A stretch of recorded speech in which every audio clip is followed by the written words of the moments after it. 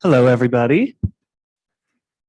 It is now 4 o'clock, and I will call to order this meeting of the Boise Public Works Commission. And to kick things off, I will start with calling the roll. If you're here, please indicate by saying aye. Commissioner Ellis? Aye. Or here, just let me know you're present. Aye. Commissioner Morgan? I'm here. Commissioner Cross? I'm here. Commissioner Wernz? Present. Commissioner Collette? Commissioner Crowley? Present. Commissioner Lockett? All right. And now the next item on our agenda is approval from our minutes at the last meeting, and I would entertain a motion.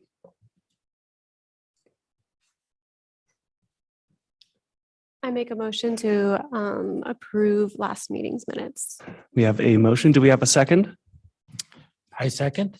Motion and second. All those in favor, please indicate by saying aye. Aye. Opposed? Hearing none, the motion carries.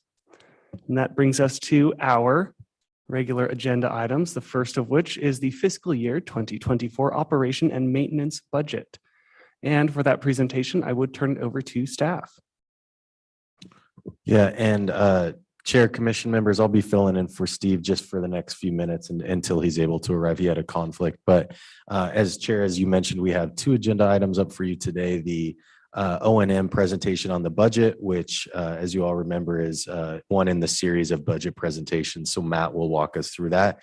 And then after that presentation, I'll present on the interviews that we've conducted with Public Works commissioners and some recommendations, draft recommendations for discussion about Public Works Commission in the future. So look forward to both those agenda items. And with that, I will turn it over to Matt.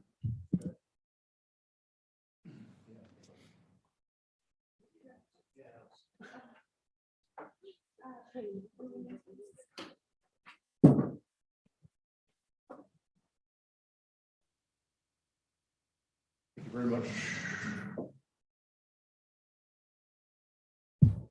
All right, thank you very much, Colin. Members of the commission, it's a pleasure to be here this evening. My name is Matt Millis. I'm the Public Works Enterprise Revenue Manager, and I would like to quickly go through our projected fiscal year 2024 maintenance and operation budget with you here this evening. So bear with me as I make sure my controls work. Okay, great.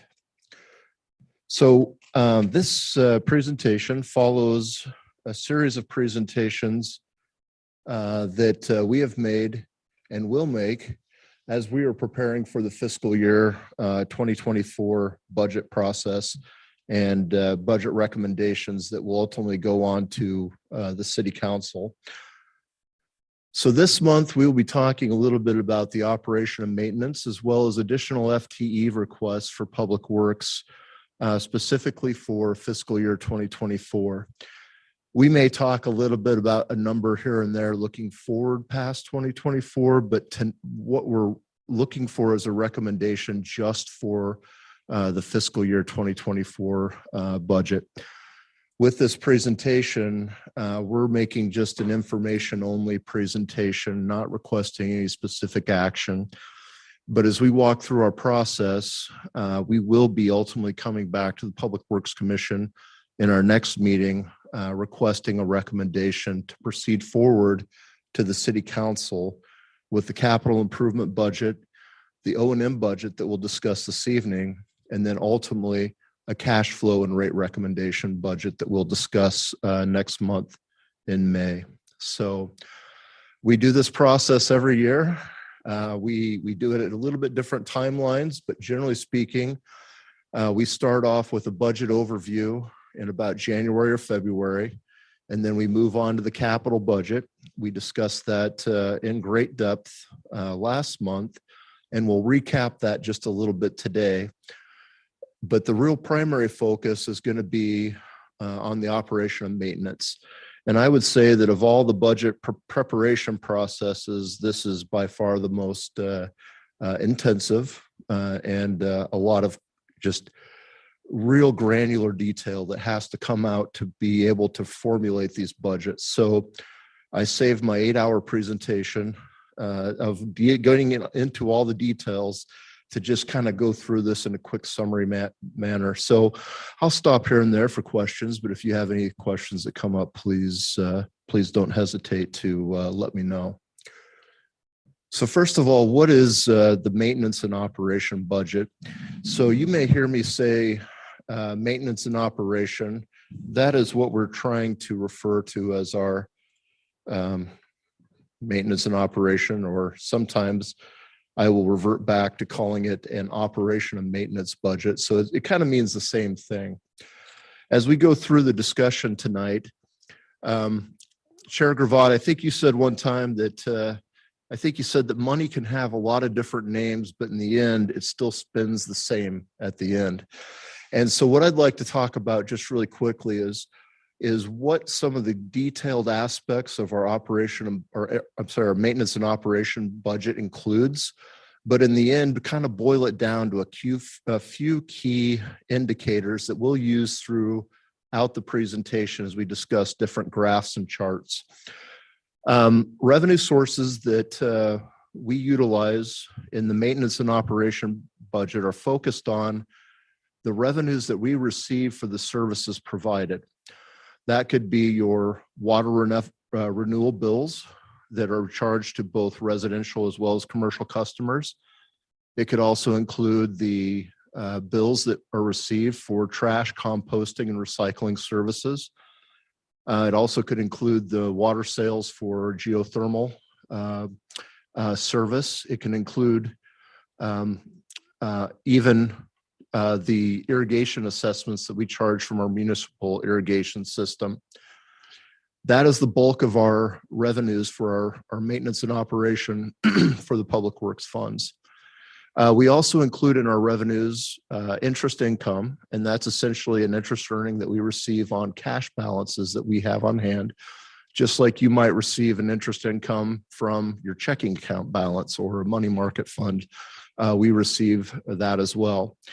We also have the 20 Mile South Farm, which generates about $4 million a year in annual crop sale revenues, which helps to support the water renewal fund. And what that does is it is actually an excellent way of how we are buying down the costs of the water renewal services that ultimately reduce the amount to be paid by the end users for a water renewal system. And then we also have staff reimbursements where, as we do different services for different funds, we're paid for the time and the cost of our employees' involvement. On the expenditure side, we have three primary categories. As we look at the graphs as we go forward in this presentation, you'll see personnel expenses, M&O expenses, and depreciation expenses.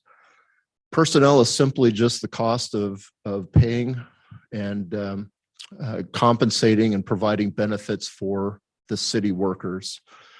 M&O, maintenance and operation, that can include a variety of different types of expenses, but primarily it's focused on supplies and materials, the professional services that we incur to do planning and specific services that are outside of the skill set of our current employees.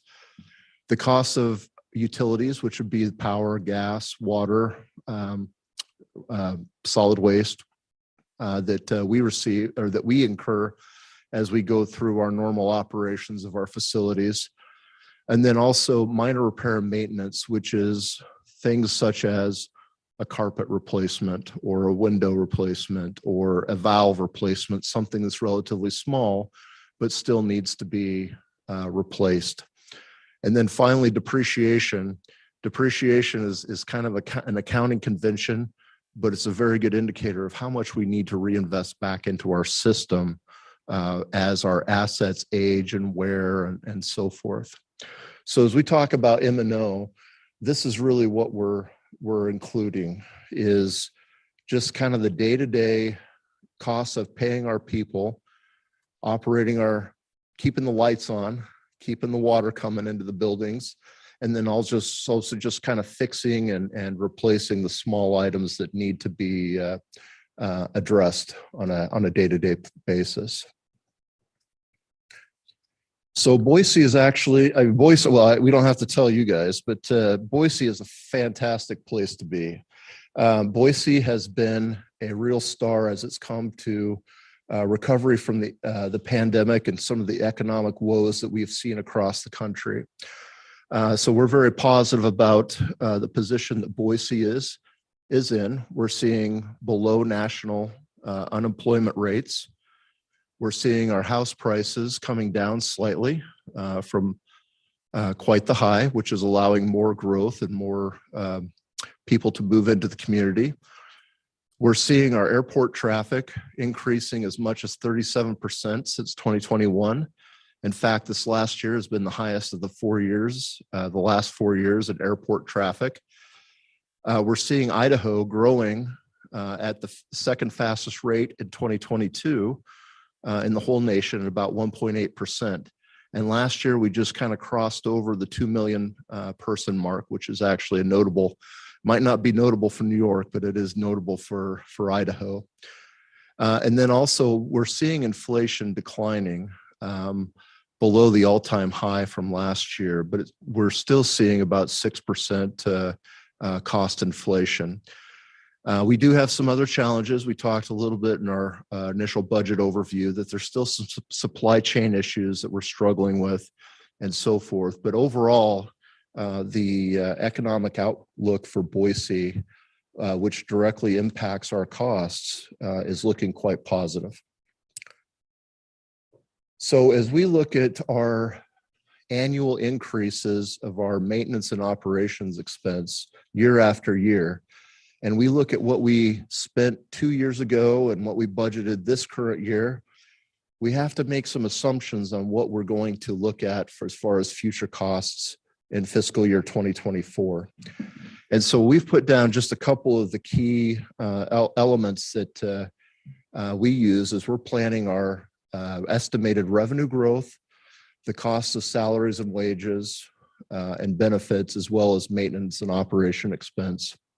So growth rate, we have seen historically about a 1% increase in growth, which can include both population increases, number of new homes, new housing starts, as well as new businesses at about 1% within the Boise community for many years consistently.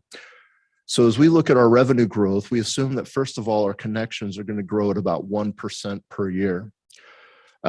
We will be talking to you in the next meeting about what the rate increases will look like on top of just the increase in connections. We also look at what our interest income would be. I don't have a specific number of what exactly Treasury is earning on their investments, but it is much higher than the 1.15%.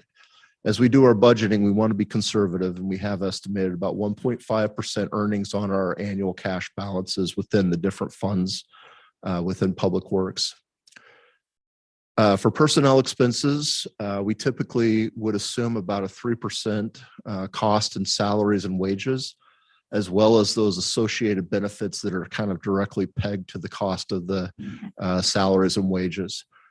Health benefit costs have been just a little bit more, where we estimate 4% per year for the cost of health services for our employees. And then finally, we have maintenance and operations. So as we do our budgets and create our maintenance and operation plans, the numbers that we ultimately fall on have a great direct impact upon the rates that we charge to our customers. So naturally, we want to make sure that we are optimizing and forecasting the least amount of expenses that we possibly can. So what we have generally done is, as we go through our process, we look at essentially each accounting unit and each fund or each account line by line, working with our division heads to really forecast what their expenses and needs are. So just to put that in perspective, we have about 17 accounting units with about 40 accounts. So we're looking at maybe 600 individual accounts that we have to look at one by one to make sure that we have a realistic estimate on what's needed for 2024. When we start that process, we set everything at 1.15%, which is a little bit lower than what you typically see on your CPI. And the expectation is that the division heads will use that amount given to them and work as hard as they can to work within those means. In some cases, we have things that are driven by market prices where we have to say purchase chemicals or we have to purchase utilities and things that are not going to be directly at the 1.15%. We work with the division heads to try to minimize the increases that are needed, but at times we still have to go above the 1.15% that we initially start with. And so as we generate our budget, we do everything that we can to try to keep our cost inflation as low as possible. But again, there are some that we just cannot work around. We have to pay the price of chemicals. We have to pay the price of water, power, gas, and so forth. So There's a question from Commissioner Crowley. Thank you, Mr. Chair. Matt, I don't want to get ahead of you. The question on the revenue growth at 1%, is that at 1% driven by growth in the number of services, or is it revenue increase on a existing revenue base, or just the increment associated with new people moving to town type of thing? Just it's going to happen because you got more connections and that sort of thing. yes, Commissioner or Chair Gravatt, Commissioner Crowley, that's an excellent question. I would say it's the latter of the two. What that 1% represents is you just have 1% more connections that are still paying that. Just saying a number, $40 a month for whatever their bill would be. So we're not yet taking into account what rate increases would be needed for 2024. That's something we will discuss in our next meeting. This is just simply saying that we have 1% more connections that are going to pay that same fee. Okay, I'll hold on to my other questions until we get later into your comments. And Okay, thank you. thank you. Another question from Commissioner Wertz. Thank you, Chair. You did explain the general inflation, but I'm still a little bit confused. How do you figure that assumption out, especially given, is that something that's done annually? Because inflation's been so variable over the last several years, seems to be coming down, but that general inflation on operation or maintenance and operations, how do you decide on the 1.15%? Chair Gravatt, Commissioner Wertz, that's an excellent question. The 1.15% has been a policy of Public Works on what we would increase our operation and maintenance expenses by. And to your point, it is perhaps a little lower than what we've seen some of the inflation rates. But the expectation is that our division heads take the budgets that we have on maybe some of these non-discretionary items, things that are not like power, chemicals, gas that have a market price. And we ask that maybe more be done to do with less is kind of the request. And again, there are items that truly we have to make adjustments for. If I had to estimate the overall true maintenance and operation increase, you're probably looking at around 5%. And that would include many accounts growing at the 1.15, where there's a commitment to that amount, but then those others expenses that just have to be paid at the market price. Did that answer your question, Commissioner? Yeah, it did. It just stuck out as being really a low number for the reality we've been in for the And last few years. So that is true, and that is not lost on anyone. But our staff has been excellent on being able to work within the budget, find new creative solutions, and try to minimize costs for the community. Okay, thank you. I'll continue. So I'll talk a little bit now about our water renewal utility. And water renewal, we'll start with that because that is most certainly our largest facility and system that we operate within the city of Boise. And so the water renewal facility, again, in quick summary, consists of two water renewal facilities, the Lander Street Water Renewal Facility and the West Boise facility. We also have our 20-mile South Farm where we're able to dispose of biosolids. We also have a phosphorus removal facility out west by Parma. And then we also have a utility maintenance building as well as some ancillary services such as a fully developed lab and the Watershed Education Center. So as a quick capital recap, we essentially talked about these projects in our last meeting, and I won't go into too much detail on these unless there's specific questions.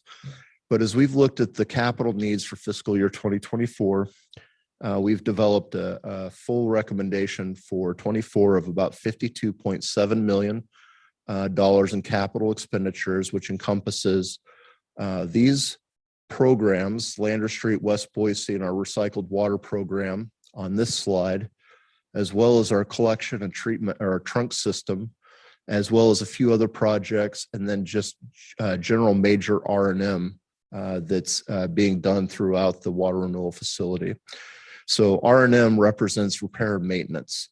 And so that may be on the minor repair and maintenance that we kind of discussed, where there might be a replacement of a valve or a gasket or something like this. This is where we're doing major rehabilitation to a waste or water renewal facility. So any questions on the capital? Commissioner Crowley? Commissioner Crowley.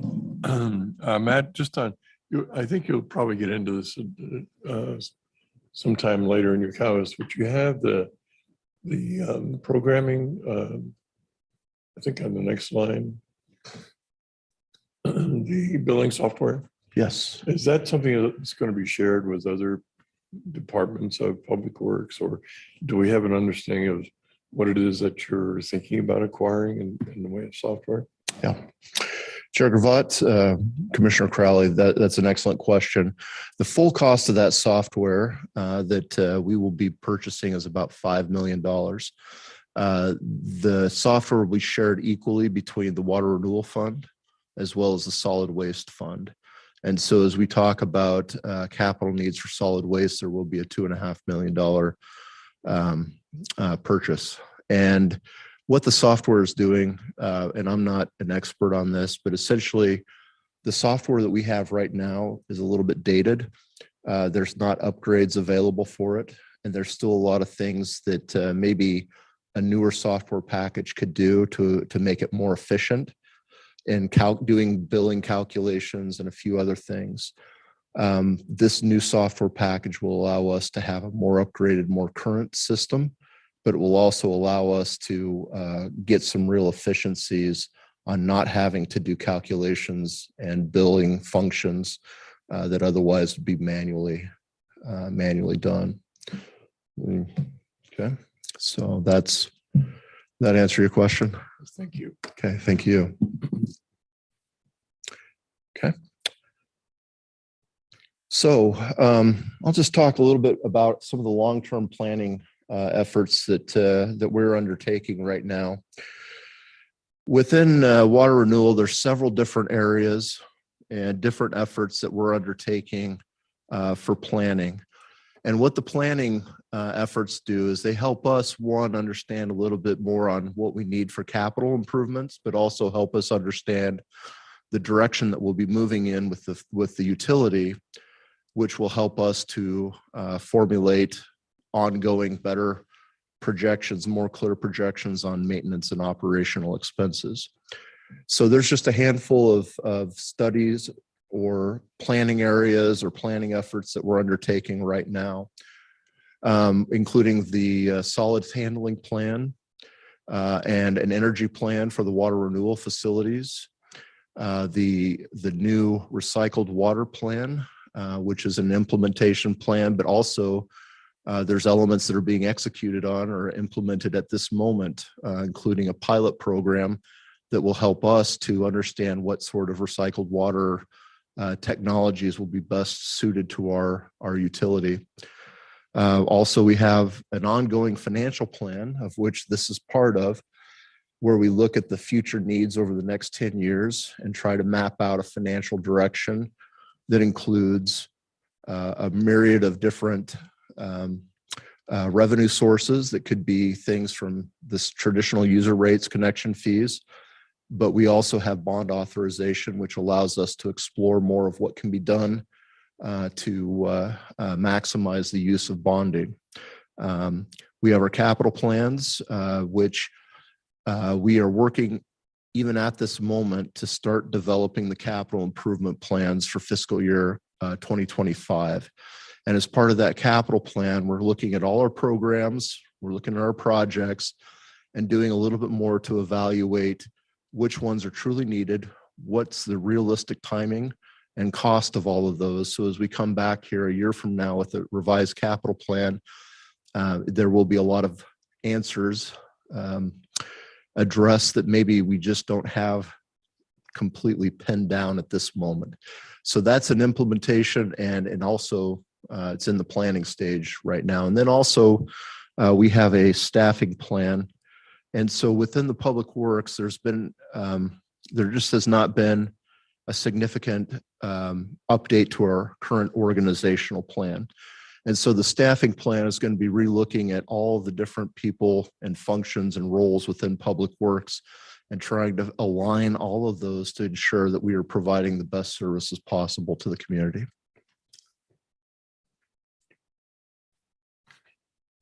So I'm going to start now talking a little bit about the water renewal revenues and expenditures. And this set of graphs here is basically what we're using for each one of the funds. So you'll see this style as we go through the presentation to represent our revenues and expenses.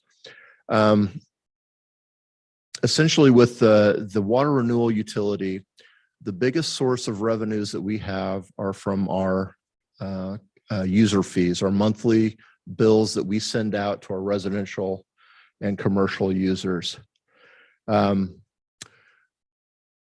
apologize. I was normally used to a screen right there. I'm not seeing quite so well. So approximately about $40 million or $60 million of our overall water renewal revenues are coming from our service fees.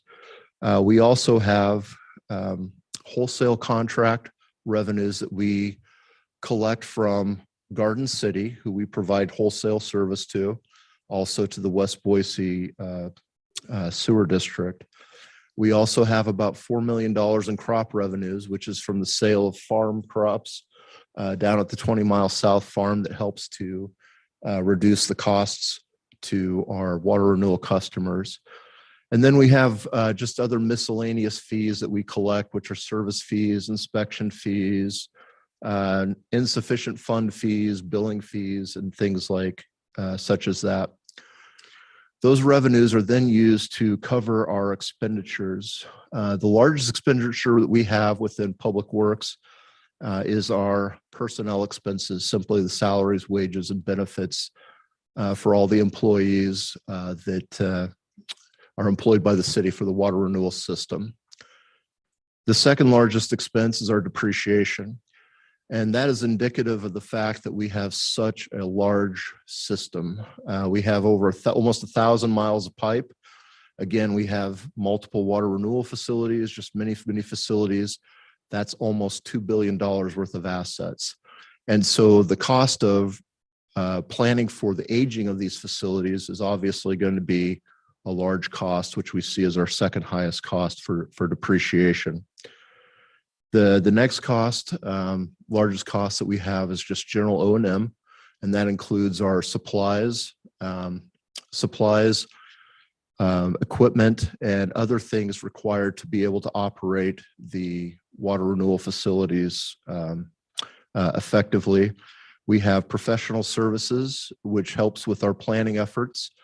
to make sure that as we are implementing our water renewal utility plan, that we're doing it in the proper manner and we're building the facilities in the most cost effective and basically planning the projects out well. And then we also have utilities, chemicals and other expenses that we must fund with our water renewal revenues. So again, I apologize, just having a little bit of a vision issue, but can I answer any questions on this slide? Any questions from the commission? Borrow my screen or you can borrow my glasses. What would you like? I'm almost tempted to step back to the, but then, okay, I'll make it work, but thank you. Commissioner Crowley, I believe you had a question. Yeah, thank you so much. I will make it work. Mr. Chair, thank you. Matt, are you going to cover the table that's identified as figure 3.3 in our agenda packet in the context of what you're now discussing? Table 3.3. It's packet page 240. But it deals with the water renewal revenue and expense summary. It's a very helpful summary table of actual 22, adopted 23, and then it ties in with your. Is this? No, it's this one. Oh, Chair Gravatt, Commissioner Crowley, I don't have that as part of my, I don't have that as part of my PowerPoint presentation. But certainly the numbers, that is the next step in detail from the graphs that I'm showing here in my PowerPoint. So is there a particular question perhaps we can answer? Just a couple. And it kind of ties back into what some prior questions that you received this afternoon. The column that's labeled request for fiscal year 2024. I'm assuming that the revenue numbers are pre any rate increase. So these are sort of at current rates and reflecting the 1% growth number that we talked about earlier. Yes, Commissioner, Chair Gravatt, Commissioner Crowley, that is exactly right. We have not yet included at this stage the recommended or proposed rate increase for fiscal year 24. This would only be including the 1% for account growth. Thank you. And then I guess the other question I had was why it looks like a decrease in rate revenues from 23 to 24, fiscal year 23 to fiscal year 24. Was curious about that for rate revenues. That is a good question, Chair Gravatt, Commissioner Crowley. There are a couple things that have contributed to our reduction in rate revenues. One of those is the fact that we are working on quarterly updates to kind of baseline what our revenues for fiscal year 23 are. That has indicated that, for example, we may be generating more revenues in 23 than what we would be into 2024. One example is one customer is currently providing or is currently exceeding their capacity limits and therefore being charged more in 2023. We completely expect for that to be resolved into 2024. And so therefore you would see a reduction in revenues in that case because we expect that customer to be using simply less. As we go through our quarterly kind of baselining, we may have a couple minor adjustments as we look at this to bring it to you on the May meeting. But that's an excellent question. We'll have to look through this in detail. No, I appreciate your answer, Matt. That's because what you're referring to are what are typically referred to as known and measurable changes within a 12-month period that you can refine your budget numbers or forecast numbers with. On the following line on wholesale revenues, you're showing a 25% increase in wholesale revenues, which is, it seems like a big jump from one year to the next. I was wondering if Yeah, Chair Gravatt, Commissioner Crowley, the reason on the wholesale revenues changing in that nature is we are currently revisiting the method of billing certain wholesale customers. And in that case, as the contract works out, we will be certainly collecting more revenues from those wholesale customers. I don't know how much to divulge at this point, but that is the wholesale changes are definitely coming from an adjustment, a potential adjustment and past adjustment in contracts. I would just add, Chair Gravatt, Commissioner Crowley, that's really implementation of cost of service. So we're seeing some of those shifts happening between the wholesale customers and the residential customers. 24 is going to be our first year, our first major year of those shifts that'll be happening. So that's why you'll see some of those revenues shift. And I would also suspect that the drop to 24 might be related to, we're projecting the 23 adopted budget to be at 73.6. We may not see that. And that's maybe what Matt's getting at is we'll see in the next, if we get updated numbers, that number may be lower so that while it looks like a drop from 23, we're not at the 73.6. We're not going to collect the 73.6 for 23, if that makes sense. currently we're into the second quarter of fiscal year 23. And okay, yeah, thanks, Steve. Thank you. So the second set of tables that we have, and this will be also repeated with the other funds, is this overall comparison of our revenues with our expenses. So we've represented our expenses in the vertical bar chart with the personnel expenses in the dark blue, the depreciation in the lighter blue, and then our maintenance and operation expenses in the gray. The green dash line represents the rate revenues that we have collected over each one of those years. It does not include connection fees. And it shows a quick comparison as the operation and maintenance expenses have increased.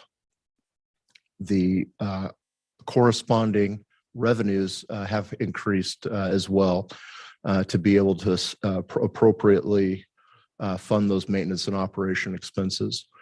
One thing that is not shown in this graph is that the maintenance or the revenues will also be covering the cost of capital expenses, which would be added on top of the maintenance and operation. So as we approach our next meeting in May, we will be providing a full, complete picture that demonstrates of how the maintenance and operation expenses plus revenues will bring us to a full, complete funding of all both operation and capital expense. So what you can see here in this graph is as we look year after year, there is a slight margin between the revenues collected and the expenses. That little margin either goes to one, developing our fund balances to where in a year where maybe we had slightly lesser expenses, we can have fund balances that can be used to fund a year and where our expenses are a little bit higher. You'll notice that with the green dashed line, it's a very nice, predictable increase year after year. That is indicative of our focus on making sure that we have stable and predictable rates for our customers. So just as you might see the expenses coming up and down just a little bit year after year, we want our user rates to be a predictable and steady increase for those that need stability, stability in their bills. To your point, Commissioner Crowley, is in the very last year, we have our matching, our revenues and our expenses almost completely match. And that is because we have not yet included the additional increase that would be needed and requested for fiscal year 24.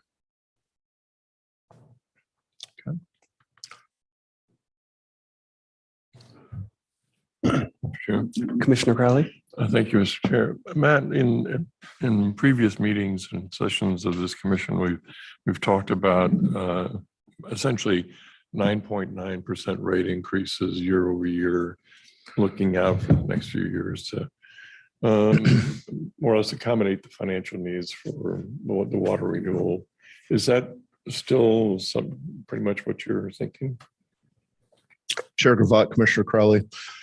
Yes, it is. That is exactly what we're expecting. We don't want to necessarily jump to the conclusion that that is going to be the final rate increase, but I think all indications tell us that that will be essentially what you'll be seeing in May. However, we at this moment are still doing some cash flow analysis. We're still looking at costs and a 10-year plan.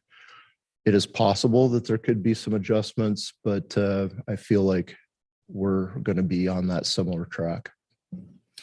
And I would, excuse me, Chair, I would just add that how we're implementing cost of service, while the overall rate increase is 9.9 for the utility, just a reminder for the commission that they do break out differently. The residential is only going to be 7.5%, whereas some other commercial customers, because we're implementing cost of service, will shift and they'll have a little bit higher rate increase. But overall for the utility, we're planning on a 9.9.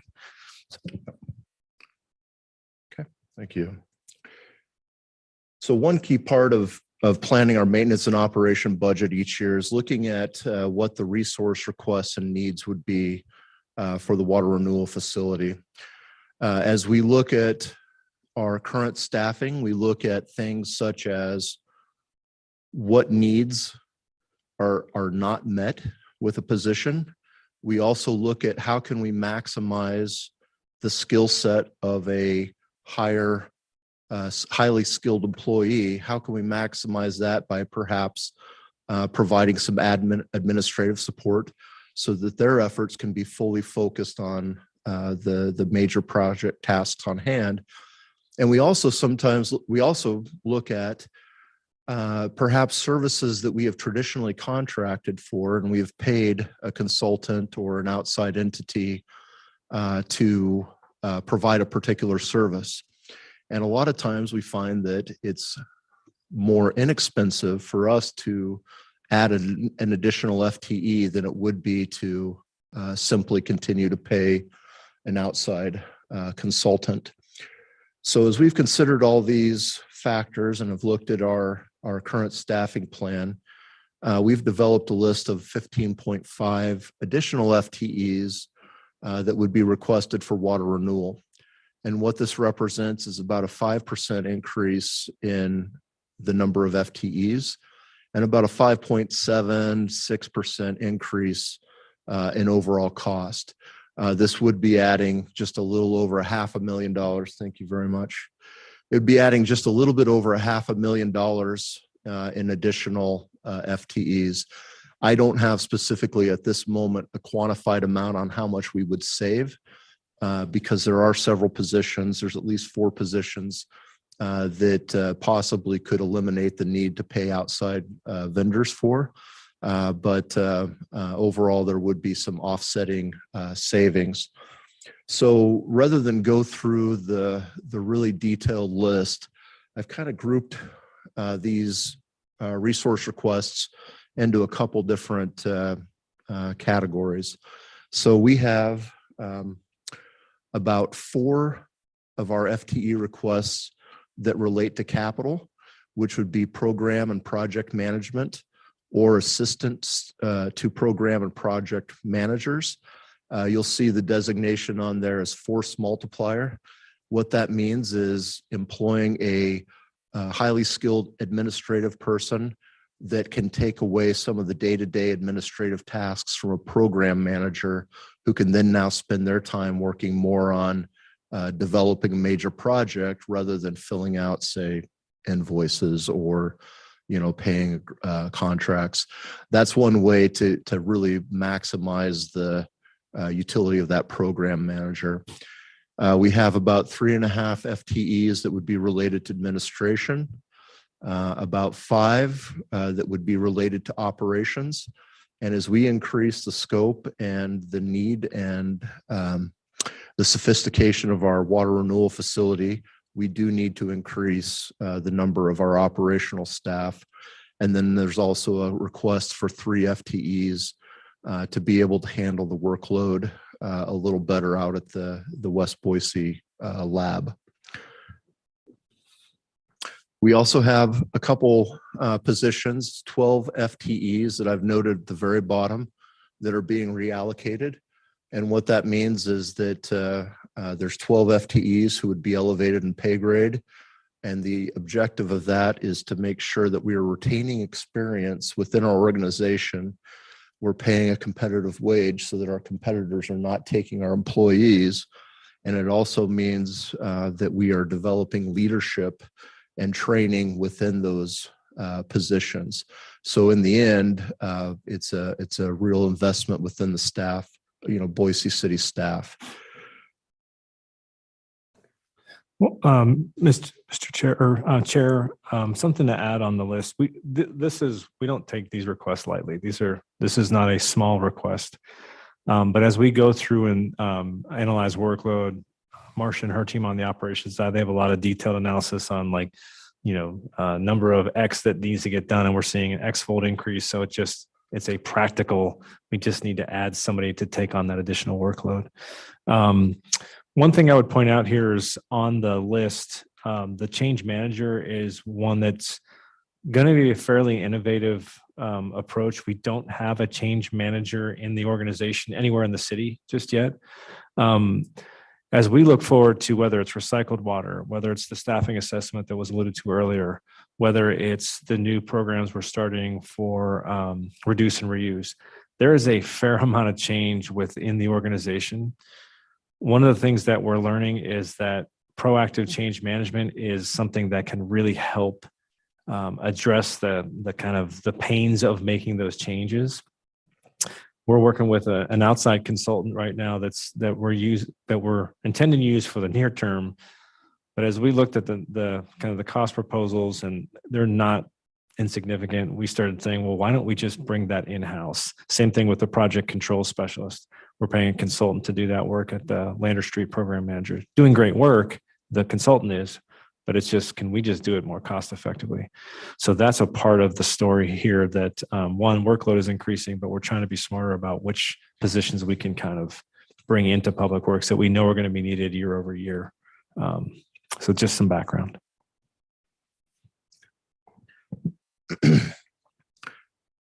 So that concludes the quick discussion on water renewal facilities services. Any questions that I can answer at the moment on water renewal? Okay, great.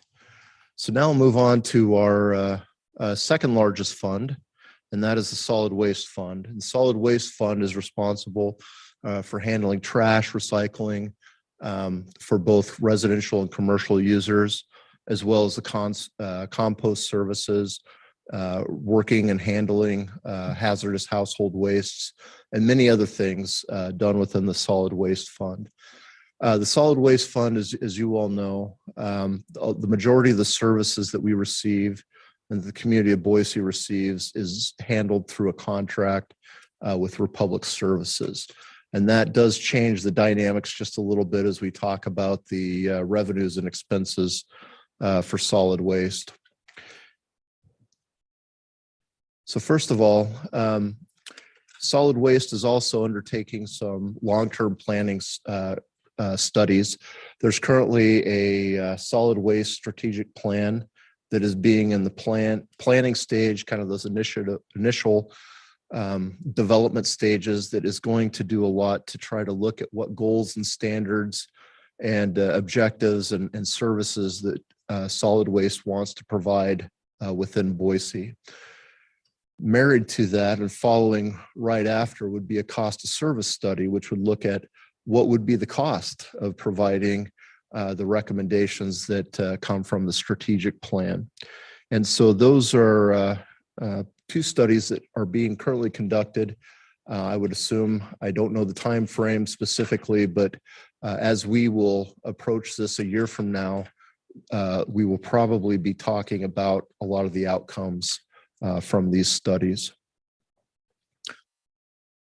So with the solid waste fund, you see the same pie charts that we discussed with the water renewal facility.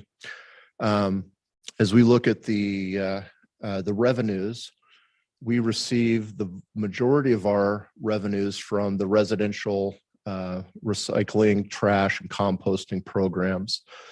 Then we also receive a near second portion of our revenues from the commercial side, which is also commercial recycling. And that includes both permanent commercial dumpsters as well as temporary roll-off dumpsters. And then we also have miscellaneous revenues that come from things such as billing, account setup fees, insufficient fund fees, interest income, and things such as that. The majority of our expenditures are handled through the Republic Services contract. And the bulk of that is the hauling expenses shown in blue. The hauling expenses are essentially Republic's cost of not only buying equipment, they're depreciating the equipment, the garbage trucks and so forth, as well as paying their drivers, the facilities and so forth, just for the pickup of our recycling, composting, and trash services. Then we have to take that to somewhere, which is followed, our next largest expense is the landfill and transfer station expenses shown in the dark blue. The transfer stations, there's 2 transfer stations that Republic Services operates. And then we also have some routes that go directly to the Ada County landfill. What is compostable can then go out to the 20-mile South Farm, where we have a compost facility, and we pay for the cost of operating that facility, as well as the cost of depreciation and so forth to Republic for their investment in the equipment that is needed for composting. Then we also have our own Boise City expenses, which is shown in the O&M expenses and personnel. Because Republic's personnel does the bulk of the work, our required personnel is very small compared to the water renewal fund. Personnel is primarily covered through the Republic contracts. But we do have some O&M expenses that relate to education, advertising, bill payment and processing, travel training, and things such as that.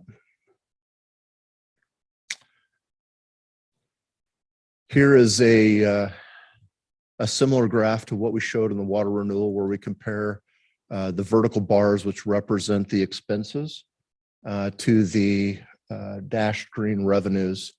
As you'll see, the revenues match the expenses quite carefully and quite closely.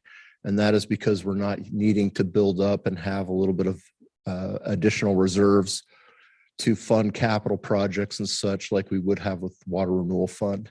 Essentially, our expenses are very predictable from Republic Services, and we do not need to have quite the gap that we might see as we're building up fund balances on the water renewal side. So you'll also notice that in 2024, that our expenses come very close to matching our projected revenues. We do not yet have the projected 2024 rate increases built into this amount, but that will be programmed and brought back to you in May to not only cover the cost of operations, but also that $2.5 million in billing software that we discussed a little bit earlier. Commissioner Crowley. Thank you, Mr. Chair.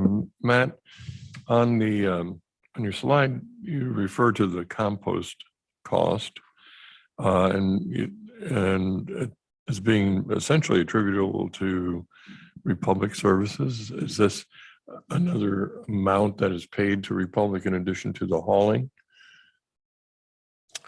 For compost services, Chair Gravatt, Commissioner Crowley, the majority of the compost would be related to the actual processing of composting facilities or composting at the 20 Mile South Farm. There is a few acres dedicated to the collection of composting. There are some very large pieces of equipment that are used to clean up and sort the compost components, and then ultimately have it ready for, turn the windrows and everything that needs to be done to properly process compost, and then have that ready for public distribution. My question, Matt, was that's the third largest cost that you have in solid waste.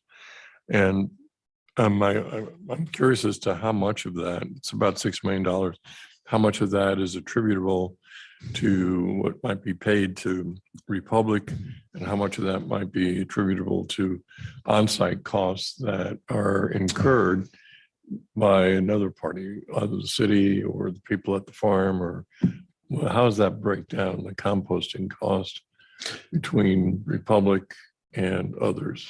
Yeah. Chair Gravatt, Commissioner Crowley, I personally, I don't have the details on that, but I could look that up unless it could be explained elsewhere by Heather. Chair Gravatt, Commission Member Crowley, that is representative of what we do pay to Republic Services. So we pay them for the hauling and also the compost. Okay. Thank you. Yeah, Republic Services has the operations contract for the compost facility. We own the compost facility, but they operate it for us. And so the hauling and the operations is the 5.9. Thank you. Okay, I'll move forward to the geothermal fund. Geothermal fund is quite a notable fund. It is the largest geothermal system in the United States that we use for heating the core of the downtown area. We have many, many customers. We have approximately 90 buildings within the downtown core that we serve, as well as about 11 BSU buildings. And so with the geothermal system, there has been a fair amount of strategic planning that has been done recently to kind of lay out the future and the direction of the geothermal system. There are some competitive factors that have had to be considered. One of the direct competitors is natural gas. And so therefore, the strategic plan is addressed on how we would be able to maybe maximize the take rate of geothermal within the downtown area. The geothermal strategic plan, I think, has already had portions presented to the City Council. There's still further adjustment and review being done, potentially, possibly a cost of service review. And certainly by this time next year, we will have more details on this geothermal strategic plan. You'll probably see more presentations on this throughout the year. Can I just add one thing, Matt, Chair? The strategic plan, we had started working on it several years ago, and then we went through the design sprint process, if you recall. And we actually shared that information with you all, got feedback. We're taking that information and trying to integrate it into one larger report with recommendations on next steps, in addition to developing a cost of service study. It's a utility now. It used to be a demonstration project. I think we treated it like that for many years, but we're at a point now where we have to start getting more deliberate about the utility planning around geothermal. So the cost of service that Matt referred to, we want to complete this year, as well as wrapping up the strategic plan. We'll bring both of those back to you all as we wrap those up to get feedback. So again, to our pie charts, with the geothermal fund, the vast majority of the revenues coming to the fund relate to the water sales.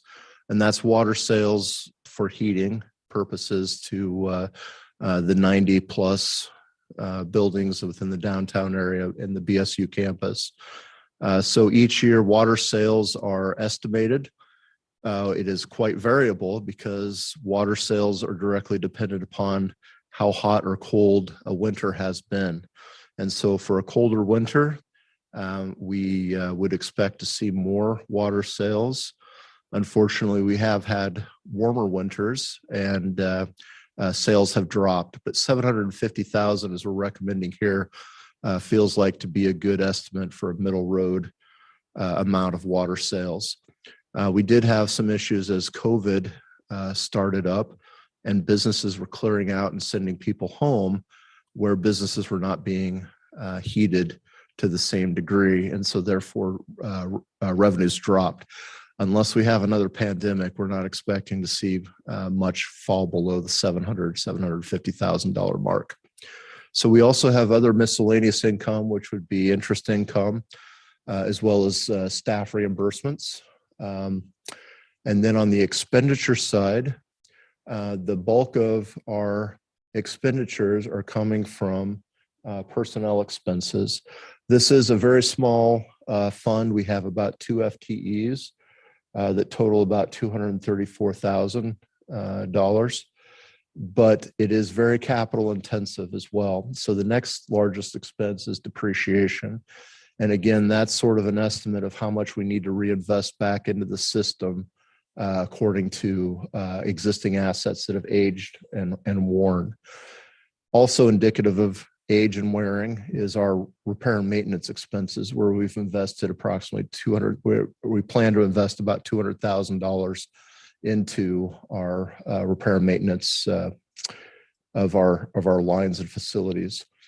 We then have some O&M expenses, professional services that help with the acquisition of water rights and planning, and then also cross charges. So because we have only 2 FTEs, if there is a major repair that needs to be done, the city will do a cross charge to utility maintenance within water renewal to be able to do the labor to fix a pipe break or what have you. As we look at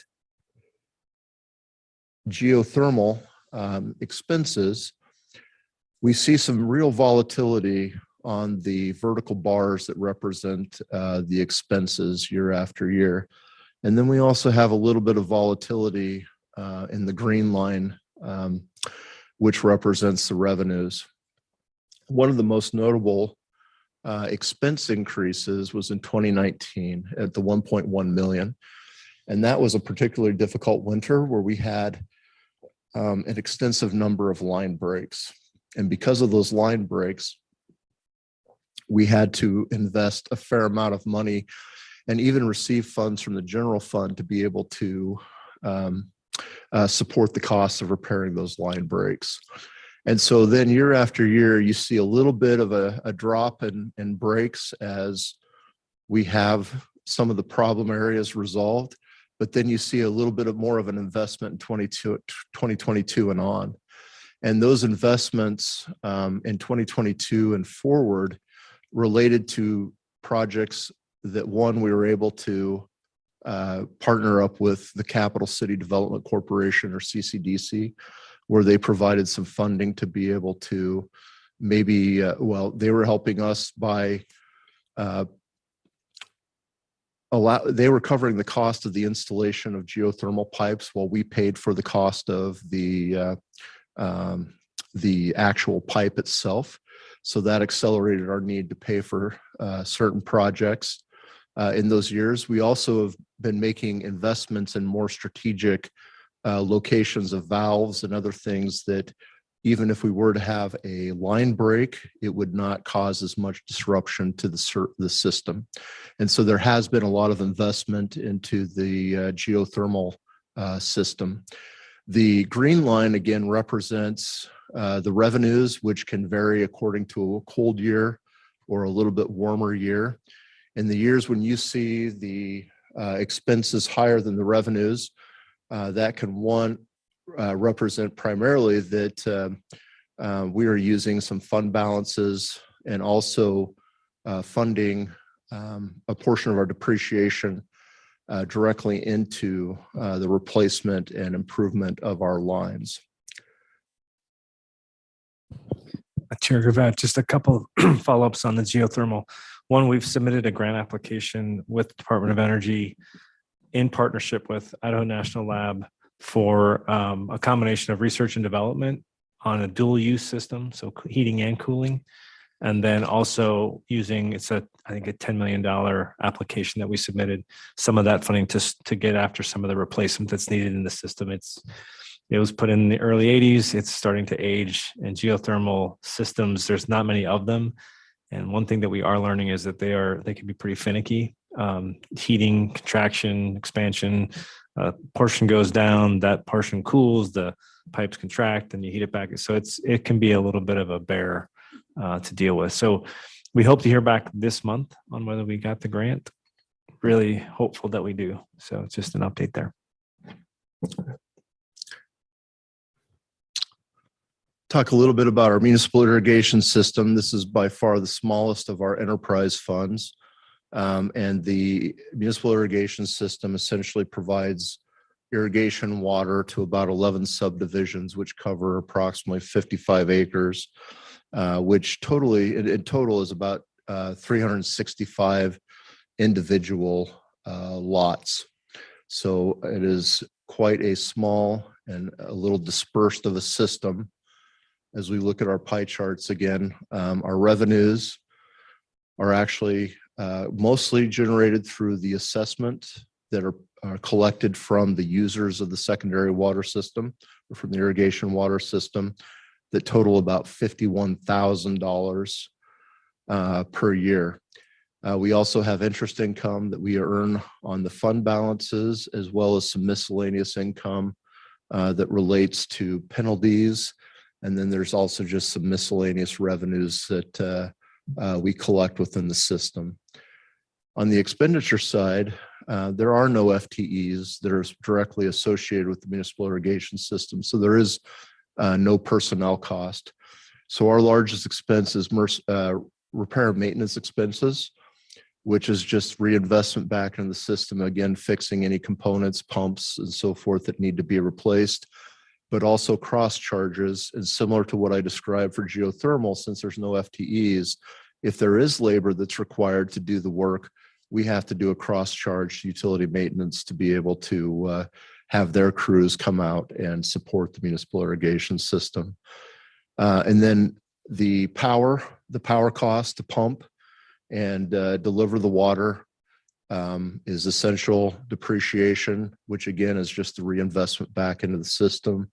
And then the O&M expenses, which can cover mostly the canal and irrigation company assessments that we have to pay to receive the water.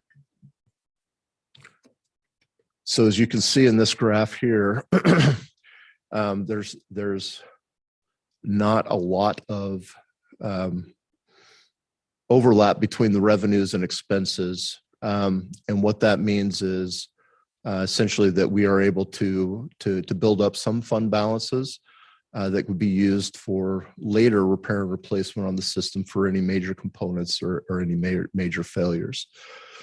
This municipal irrigation rates is not typically one that we would be presenting to the commission for a rate increase, or at least no rate increase would be proposed for fiscal year 24.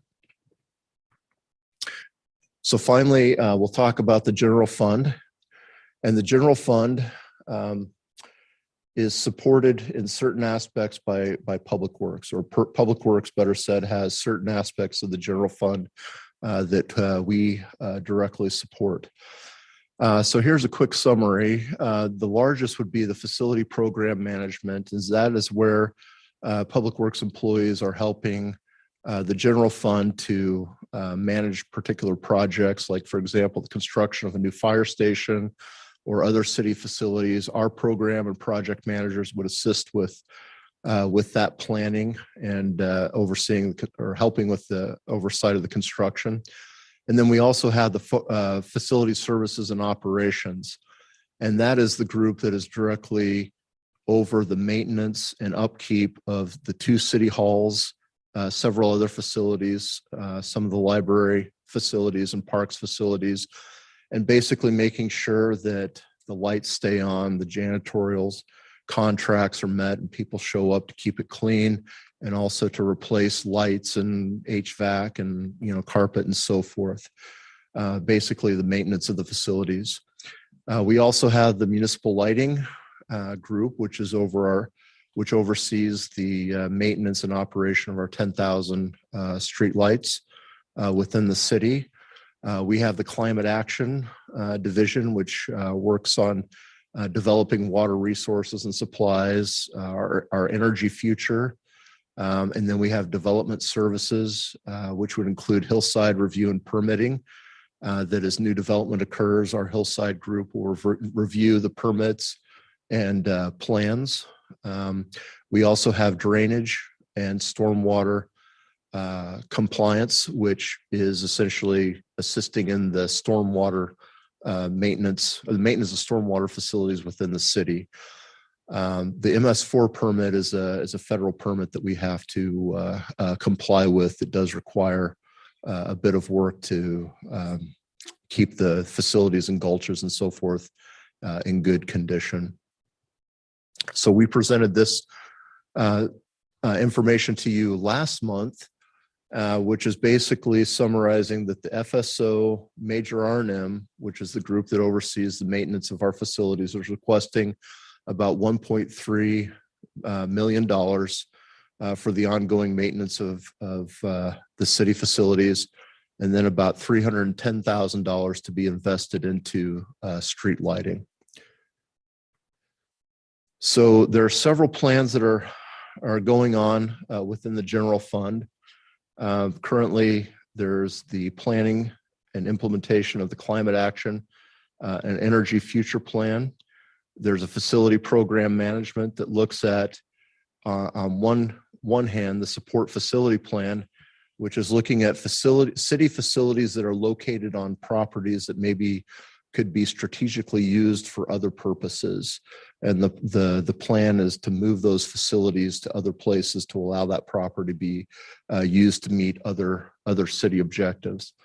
Also within the community, the city offices, there's a general effort to make sure that workspace and offices are configured to maximize employee productivity and to adapt to new changing workplace requirements.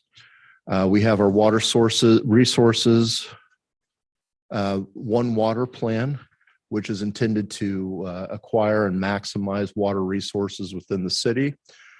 A streetlight asset management plan to inventory and assess the condition of all our streetlights.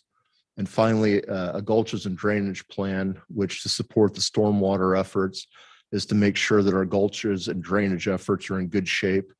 Our drainage facilities are in good shape and are readily meeting our compliance and requirements under the MS4 permits. So again, to our pie charts here. The revenues that are most, well, we'll talk a little bit about revenues in the next slide, but this does not fully represent all of the revenues that are used for the general fund operations. What these represent are the revenues that are created by the services that are provided by our general fund activities. And what that means is, for example, you'll see the indirect revenues. Those are revenues that are collected from all the departments that benefit from the services that the FSO group, the maintenance group, provide. They pay a portion into the general fund to pay for a portion of the FSO maintenance that is being undertaken.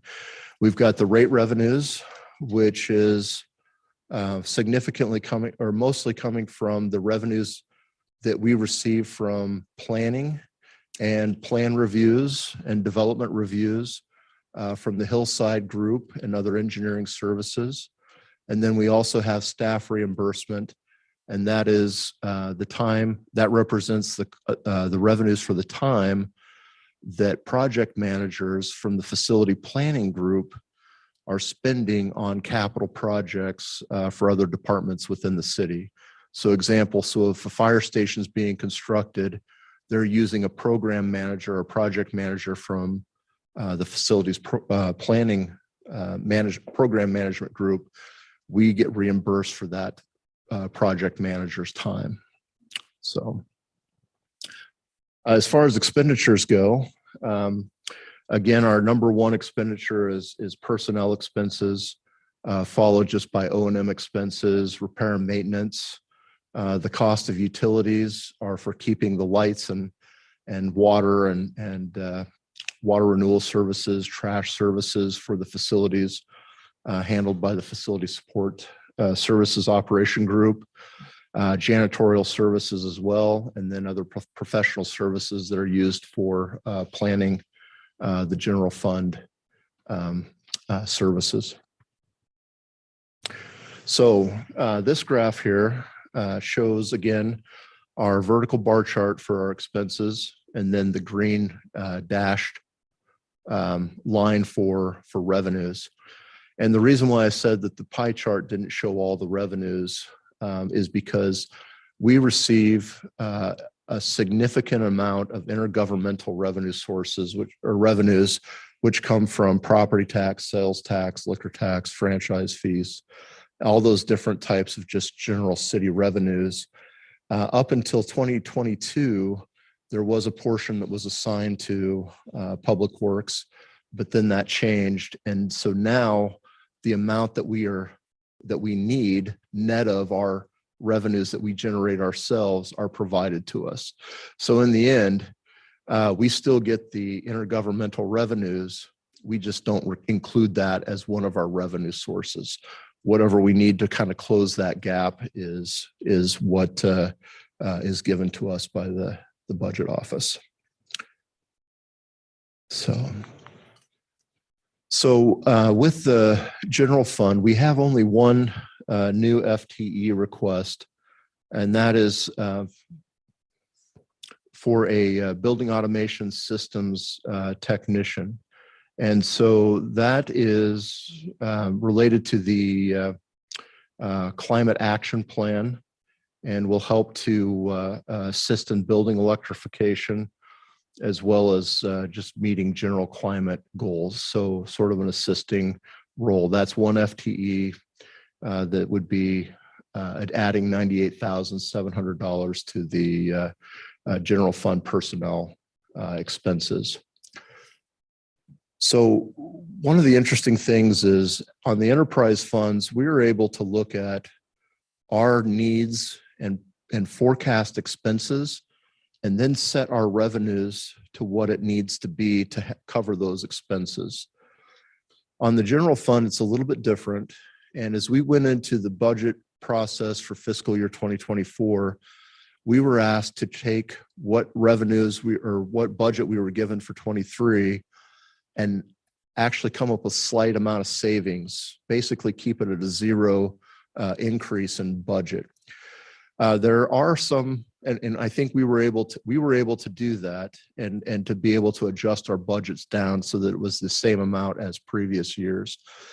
However, we did have a few items, just like we discussed on the water renewal funds, where there were some costs that we just have to incur because of either market prices or increases or so forth, that we did have to add onto that basically zero-based budget.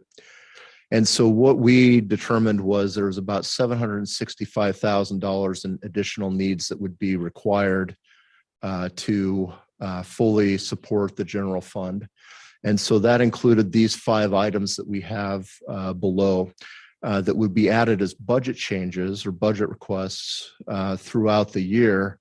And they would also be subject to the approval by the city council and the mayor's office. So in addition to our zero increased budget, we will be asking for $765,500 for these particular items. So quickly in summary, this O&M budget is the second of our recommendations of actual numbers that would be taken to the mayor and city council pending your recommendation to do so. We talked about capital that stacks on top of O&M, which ultimately carries into a cash flow and an ultimate rate recommendation, which we'll be bringing back to you on May 3rd. So again, as we've talked about future years, we're really only focusing on the 2024 capital budget. And we'll be looking forward to coming back to discuss a little bit more on how these budget recommendations will impact our community users. So with that, I'll open it to any questions. Any questions from the commission? All right, seeing none, thank you. Okay, thank you. All right, and with that, that brings us to the next item on our agenda, a discussion around the Public Works Commissioner role. And I am really excited to dive into this conversation. I think all of us have been part of conversations with staff about sort of our role in the Public Works Commission and what we see as really effective, areas that we see we could improve. And these conversations have really, I think, helped shape some really great recommendations that Colin is going to go over with us. But I'm really excited to lay this all out and get your feedback for how we can be the most effective and the most additive to the work that's being done in the Public Works Department and really raise the profile of this work here in the city of Boise. And Commissioner Ellis, I don't know if you have anything else to add about the process so far. No, I enjoyed all the conversations we had. I'm excited to share it with you guys. All right. And with that, are you still setting up or? I think we'll be good to go. Yeah, it's the dual mic setup here. So, but it's okay because I don't want to pull up the document quite yet because I think there's a bit of an intro. So, Chair, Commission members, nice to be with you all this evening. Nice to see you all.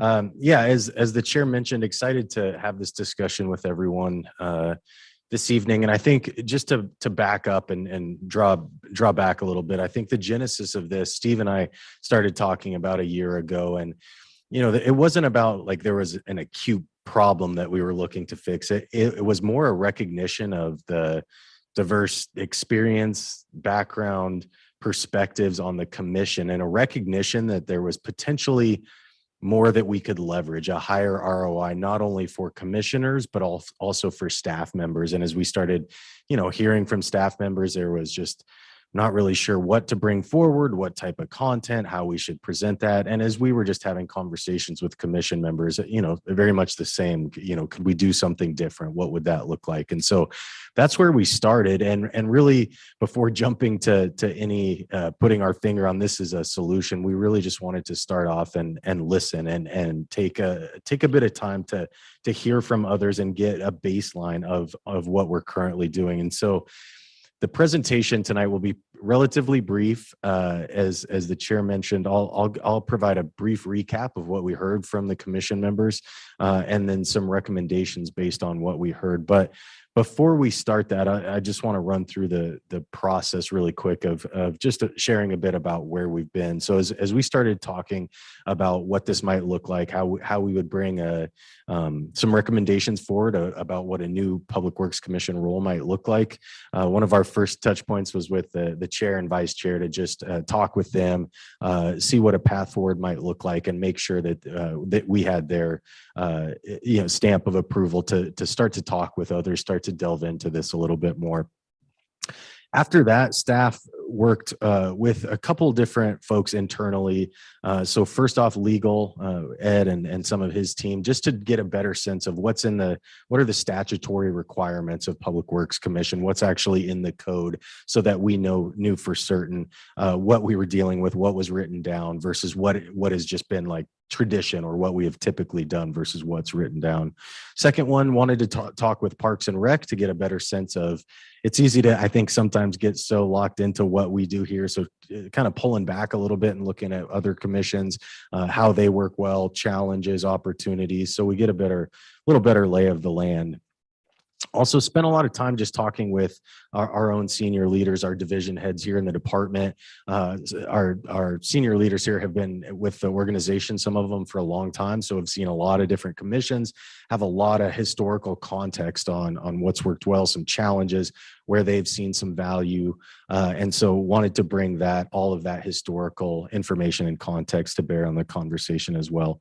And then just also talking with our administrative team, the folks that do a lot of the legwork, a lot of the logistics behind the scenes to make sure attendance is there, make sure the rooms are set up, coordinating agendas. It's a pretty large body of work.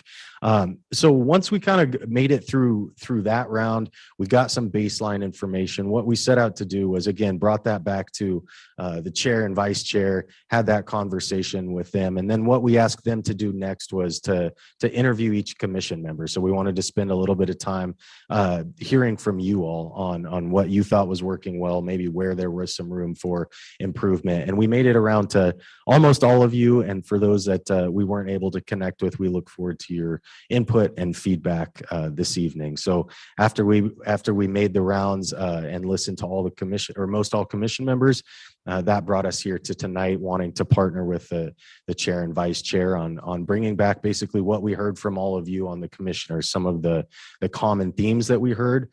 But then based on what we heard, we put together some draft recommendations. And really the purpose, I'll turn it back over to the chair and vice chair after I present, I believe is to have just a real discussion about from the commission on what the optimal or ideal role would be going forward. So with that, let me jump backwards and pull up the document.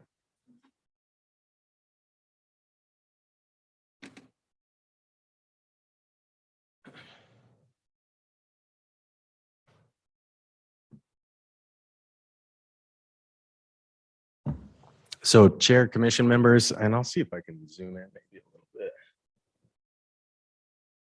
Can everyone read? Would a zoom in be beneficial?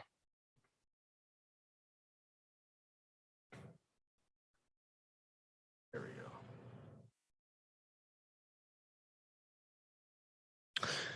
So again, to kick off the discussion tonight, this is basically reflecting back what Steve, myself, Kathy joined us for most of the interviews with commission members. So we just wanted to share back what we heard from you all and some common themes that I think will be really informational when we start to jump down into what some draft recommendations would look like.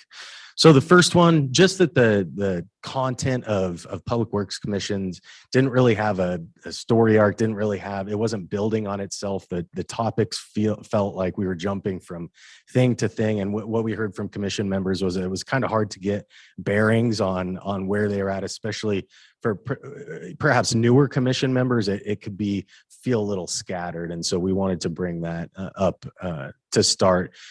I think we heard pretty much universally from each commission member that there was a real desire to get to know one another a lot more, especially newer commissioners coming on board. It's like plop down in the seat and get to work. And so what we heard was there was a real wish to get to know the other commissioners, some of their background, what brought them to the commission. So we heard that loud and clear. We heard an interest in, as you all know, we're meeting relatively frequently, monthly on a regular cadence. And so what we heard was an interest in less frequent meetings, but that did not mean less time. So less frequent meetings, but more time spent in each. And I think you'll see the connections with some of the future bullets, but really a desire to be able to spend more time with the topic and wrestle rather than shorter meetings on a more regular cadence.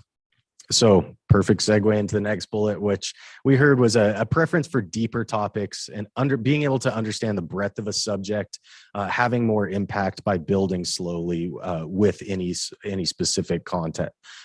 So being able to wrestle with something, spend a lot more time rather than going back up to that first bullet, jumping from topic to topic and not being able to invest a lot.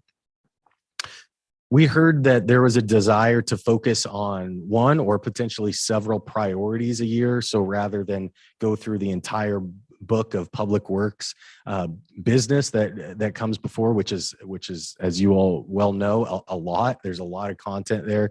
How are we able to focus perhaps on one or several priority areas? And one commissioner, we tried to capture a couple of phrases that seemed to resonate, that was backed up by other commissioners. But one commissioner had brought up, is there a menu of priorities? So at the beginning of the year, we look through each priority, and then Public Works Commission has the say on, we'd like to dive into this one or these several, so that it's Public Works Commission that's really driving the content that we bring back before the commission. What we heard is that budget is a lot. It's a lot to take in, as Matt did a great job walking you all through it. It's just, I think a recognition that it's a ton of content. Heather, Matt, and their team, there is so much there to have to unpack. So, if there is interest in ongoing kind of budget deep dives, perhaps it's a subset of the commission. But then again, another commissioner brought up the sense that and this goes back to what's in code, if there's no real fiduciary responsibility, like, is there a need to do budget deep dives every year? Could we provide a higher level overview? And then that fiduciary responsibility goes to city council. One of the things that you all may be familiar with receiving is a director's report, which is a kind of a report out from each division within the department. They can be pretty lengthy. And one of the things that we had talked about with the chair and vice chair, and one of the things that Steve and I had heard from staff is there a way that we could provide a bit higher level, not so much a full report out from each division, but here are the top things happening across the department. Certainly with the recognition that if there were something in there that the commission wanted to pull out and talk through more, staff would absolutely come back with that higher level information. But what we heard back from commission members was that they were overall okay with that thought. Just a general sense of, we kind of spent a lot of time talking with commission members about the ultimate role, or where they saw them providing most value. And a lot of it was around less oversight, or the phrase we heard was checking the homework, and more helping shape the strategy with new perspectives and ideas. So really looking at long-term priorities, projects, programs, and really getting in and helping the department shape what these look like for the long term. I think another pretty universal one that we heard was some more homework, but between meetings. We heard multiple times, sometimes it can be hard to come to a meeting and you feel like you're trying to watch the presentation, generate questions as they come up, also reading. And so if there is a way for the department to be better at providing more information well ahead of time, perhaps with some key questions, key considerations, so that commissioners are able to come to meetings more prepared, more ready to talk about things. So we heard that pretty loud and clear, that there was a desire to have some more content to be able to walk through in between the formal meetings. And then I'm getting pretty close to the end here, and then I'll pause and turn it back over to the chair before we get into any draft recommendations, just if there's any reactions on this. But the last one was just what we heard was a desire for more engagement opportunities. So outside of the formal Public Works Commission meetings, whether it was at the watershed, where we've seen several commission members with the work they're doing, or that our Office of Community Engagement is engaged in, thinking ahead to recycled water and the role that the community is going to play in that. What we heard was, is there a role for Public Works Commission to help play as kind of that bridge to the community, in an ambassador role as well. So with that, let me pause, and I'll turn it back over to the chair to facilitate a discussion with you all. All right, Commission, what are your initial thoughts to some of the bullet points here. Anything jump out right away as particularly of note? Chair. Commissioner Morgan? I think these are really spot on. Thank you for being so intentional about this process. I feel like this really captures what was discussed in my interview. It really gets at the context of just trying to make this more malleable. And like, I was thinking as you were talking through all of these, like being able to just have more tactile experience with being a part of the Public Works Commission instead of just as mentioned in there, being an overview committee or oversight committee, which has value, but I think just from personal experience, I like to do things more tactilely. So I appreciate the listening, and I feel like that was really reflective of what I said in my interview. Awesome. Thank you. Anything else stand out, or is this all fairly aligned with your sentiments, commissioners? Commissioner Cross. Chair, as like a student, I'd love to find more ways to like get student involvement. Like I loved the watershed and like the new initiatives there. So maybe just doing some of that. Thank you, Chair.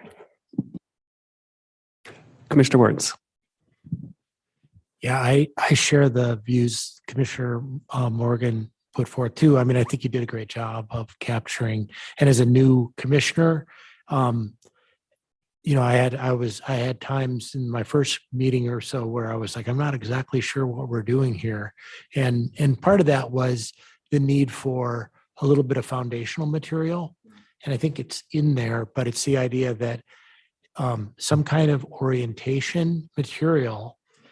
I'm in the camp that we don't need to be looking as deep in the budget since we don't have fiduciary responsibility, but something that could be a touchstone for looking back at later and also orient a new commissioner, I think would be really helpful. And the bottom line for me anyway is the value of the commission. And I would challenge the department to say, are we getting anything out of this, or is it just a lot of work? And obviously, we don't exist just for the department; we exist for the citizens. But I think that there could be more collaboration, and I especially think, you know, when you look at everything the department does, the commission can't know and give meaningful input on that, but it could on 2 or 3 kind of longer and strategic policy type things where we could roll up our sleeves and get involved. Chair, can I just add to Commissioner Warren's comments? I think we heard pretty consistently for those of you that were involved in the water renewal utility planning process, and I don't show of hands, I think 2, right? That was pretty like, and former commissioners still talk about that, that process, and it was a lot that we asked of you. There were, I think, I want to say like 4 3-hour meetings in a 2-month stretch. There was a lot of discussion, but it was like the bringing you along, starting with the baseline of what we've been talking about, bringing you along. And then what was probably most powerful for us, if you're asking like, what is the staff getting out of it? We reframed how we packaged that to the community and to the council. And then Commissioner Crowley at the time was the chair. When we were presenting the recommended approach to council, you kicked us off, and it wasn't. I didn't need to coach you on what to say. We wanted you to say what you thought, and so I think that was powerful for us and undoubtedly helped in that big process. That was a 4-year undertaking. So I think that's where maybe when you ask what's staff getting out, like that was helpful for us. But it's not about us. It's about making sure the community is engaged, and like that felt like we hit a note there that we'd like to repeat. So Awesome. Thank you. Yeah, when I read through these, I share a lot of these sentiments, and a lot of these point in 2 particular directions to me. One is just clarity, having an understanding of how we can and should be operating as commissioners, as representatives of the public, and also as additive brain power to staff. And then also in honing, finding ways that we can be most effective in our diverse and myriad experiences, backgrounds, and professions to bring these perspectives and community connections to this kind of work. So I do share a lot of this sentiment as well. Any final feedback and reflection on these, Commissioner Crowley? Thank you, Mr. Chair. I would just echo what Jim just and Abigail both said. This is really a bi-directional process. You know, it's whatever the department would like to see from this group that would be helpful from our point of view, so that we have some understanding of what you would like to see from us, and the other part being,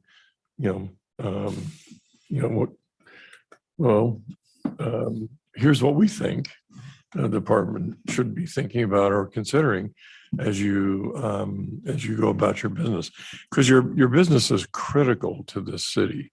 You guys are just really, really critical to the well-being of the citizens and the growth and sustaining this community and making it what it is today and what it will be in the future. You're going to have a big part in shaping that and driving, creating that vision and driving that vision, because it's a very dynamic world and things change, and they're changing quickly. Expectations are changing. We get down into the nuts and bolts and some of this stuff on the budget without, as Jim said, the responsibility for the budget. But I think it's helpful if we have some understanding so that we can convey a perspective that might be reflective of the community at large. And so as you put this together, you may be directing your presentation towards this audience. Well, you might be well advised to think of a different audience, different choice of words, different presentation, how much detail and so on. I thought it was really interesting, the exercise and getting the vote to approve the bonding that you needed for implementing the water renewal utility plan. That was a strong statement of support for this department and for the city. It was amazing. It just reflects, I think, the confidence and respect that this department has. So, we can't pretend to know everything that we can help with or what you would like to get from us. But I think it's fair to say that we're all willing to do whatever we can. You just tell us what that might be, and let us work on it in a way that is productive, that you get something from it, and we feel like we can contribute. I don't think anybody's reluctant to put in the time. It's just making sure that we understand what you would like to see as the output. Nobody wants to suggest we understand how you operate all the enterprise activities that you do. There may be bits and pieces of it that we can help with, but this is a great endeavor. It's a very important one. I think we all feel very strongly about it. So we're, I think, glad to just be part of it. Awesome. Except Thank for you. the Duke player. That just Except for the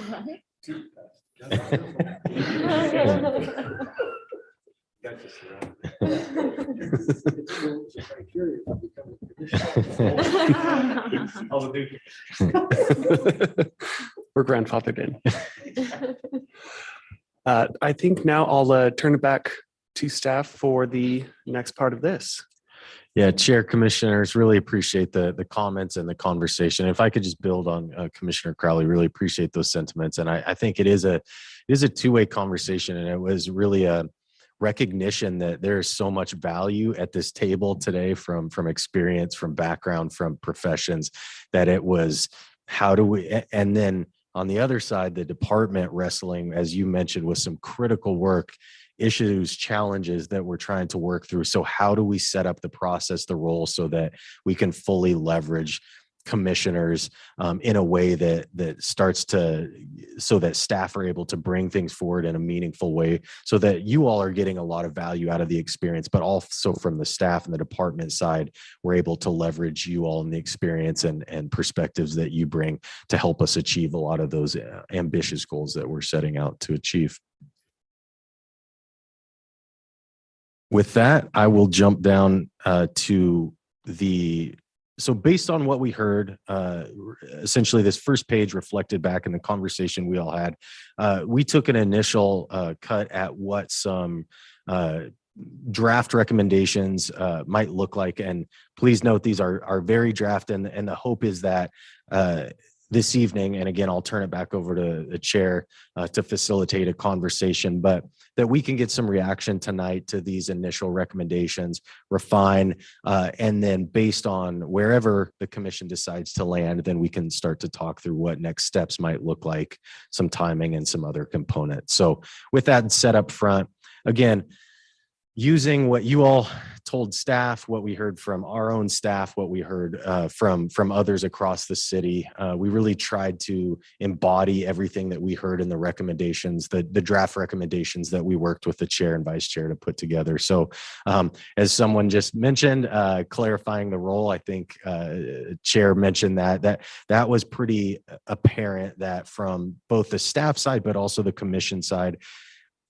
getting some real clarity on what are we setting out to do, even if it's a one sentence line that at the beginning of every meeting, we're coming back to that. What is the primary role? So you'll see that we put some placeholder language in there. That is not by any means where we'll land, but essentially, something to the effect of providing strategic guidance on long-term initiatives and projects.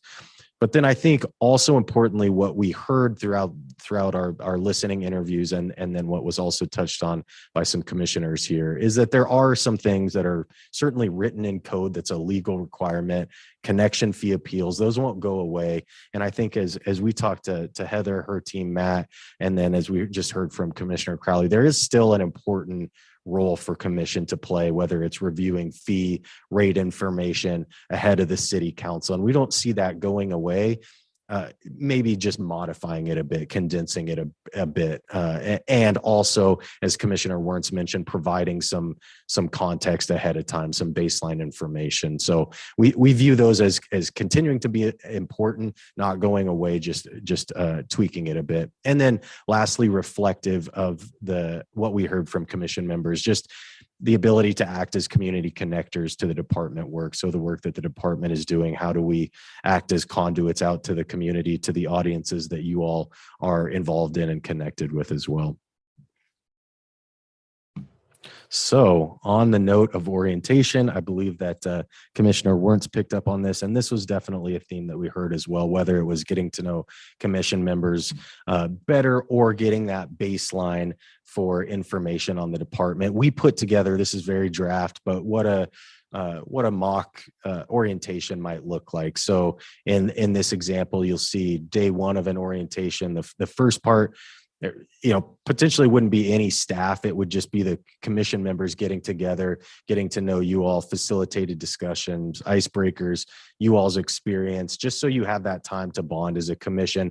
It is very important, and we will have to make sure our legal team is in definitely part of these discussions, but that no business is discussed at this, because we want to honor every certainly any transparency, open meetings law, we want to be to the utmost respectful of those. And so, we'll have to be crystal clear on no business that would come before the commission being discussed at those, but setting up an opportunity for you all to get to know each other a little bit better. The second then on day one would be coming back together, which would be a public meeting. Welcome from the mayor, I think, just reinforces the important role that the commission plays.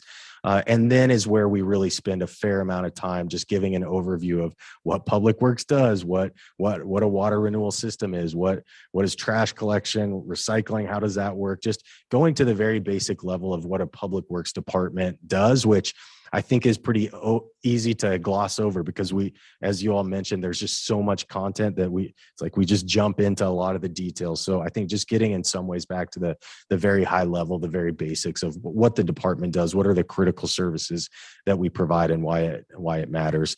Also, we thought a good opportunity to meet with division leaders, key staff from throughout the departments, because you all see names in a lot of the presentations here from different folks. So being able to put a face to the name and to the work.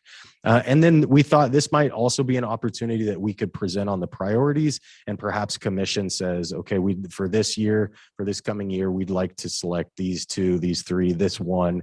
And then staff takes that back and then puts together the plan of how we bring that content back to you all in a meaningful manner. So how do we use that initial orientation meeting to set the content that commission would like to dig in for the year? As I believe Commissioner Warrants touched on, providing a budget overview at the beginning of the year. So Heather, Matt, their team, just making sure that you all have a good sense for the lay of the land, what's important as we consider going forward, what you all will be expected, or the role of commission in sending any budgetary items, fees, commodity prices. So making sure you have that context before we dive in. And then just spending the last portion of this to go over things like, let's make sure we all feel good about the commissioner's role, go over with legal any sort of Robert's rules. So how the process works of the commission meetings itself, the nuts and bolts of running a commission meeting, and then spending a fair amount of time just opening it up, especially with new commission members that maybe haven't been around, providing ample opportunity to ask any question about the commission, the rules, the role, any question of staff. So really providing that avenue, that venue for folks to ask all the questions they want. And then orientation day 2, maybe 3 would be tours. And I know this has not been for lack of trying. I think staff and you all certainly recognize the power of being able to see the actual things that we were talking about rather than on a PowerPoint slide. So I think this is reflective of making sure before we get into the talking about the topics, you all are able to get out to see them, to listen, to talk, to discuss with staff about these key pieces that will then be coming back in front of you to talk in more, because I think it makes for a more rich dialogue when you've been there, you've seen it. And so just put together a draft agenda of what that might look like. But obviously, large body of work around climate, so geothermal, electrification, ensuring you all get out to the water renewal facilities, both West Boise and Lander, and the farm, which we all talk about a lot, being not only the biosolids application on one section, but also the compost facility that is located there as well. And then take you all out to Western Recycling, look out at some electric vehicles that Republic has had, but then talk a lot about recycling, compost, trash, so that, again, you all have a better frame of reference when we bring these topics back to you all. This is going to be a logistics humdinger, I would say. So we will have to spend some time, and we certainly don't have to hammer out all the details here this evening, but a reflection that this is important, and making sure that you all get a good sense, kind of boots on the ground, of what we're going to be covering before we really dive into a lot of these topics. And I'm almost done, and then we'll do the same thing. I'll pause and turn it back over to Chair. So I'd say this is the largest shift that we're proposing, and it's essentially moving to as currently we are doing monthly meetings, shifting the meeting cadence to quarterly, but spending more time per meeting, allowing us more time to dive into the topics. So this goes back to what we heard in interviews with you all, this was a sentiment that came across, was essentially we want to be talked at less and more of a round table, allowing us like more of a focus group style, where each commissioner is able to share more thoughts, be able to dive in more. So rather than just us standing up here and giving PowerPoint presentations for every commission meetings, how do we set this up in a way where you all are doing a lot more of the engaging and talking and helping shape, rather than us just talking at you? So that was an important point. The second one, as you all will see a bright line back to the give us more in between, and was, I think, typified by Commissioner Crowley's note on there's no lack of want to dig in and no lack of desire to do the work. So providing more content ahead of the meetings so that when you all come to these meetings, we can be prepared, they're fruitful. And so here's what we saw that looking like. So providing additional context and reading before the meetings, but more importantly, also the key questions or considerations that we're going to be talking about. So if it was topic A, we would prep you all with, these are the 4 questions that we're really wrestling with, and we need you all to help shape, whether it's policy, whether it's a project consideration, so that coming into that meeting, you've got your wheels turning ahead of it. You all have some thoughts, and that precipitates that more round table style of discussion rather than just the presentation at you all. Brief director's report, like we talked about with department-wide updates. So rather than kind of a detailed readout of everything that's happening across every division, it's more high level that Steve and staff sit down and put together. But also importantly, with the caveat that if there's something in there that you all would like to pull out and hear more about, have a deep dive, we will certainly bring that forward to you all. But giving you a more high level report out of the important milestones, maybe in the past quarter and in the quarter ahead from the department. And then really focusing on what the community engagement opportunities are ahead. So working with our Office of Community Engagement, specifically for Public Works, what are the touch points that we have with the community in the next quarter, whether they're outstanding surveys, focus groups, whether they're community open houses, and then what are the roles that we could use assistance or help on so that the commission has the ability to kind of select and express interest in how that could shape out. So those would be the kind of packet that would come to you all a week, 2 weeks ahead of the meeting so that you can really spend some time and come prepared to really dive into the content.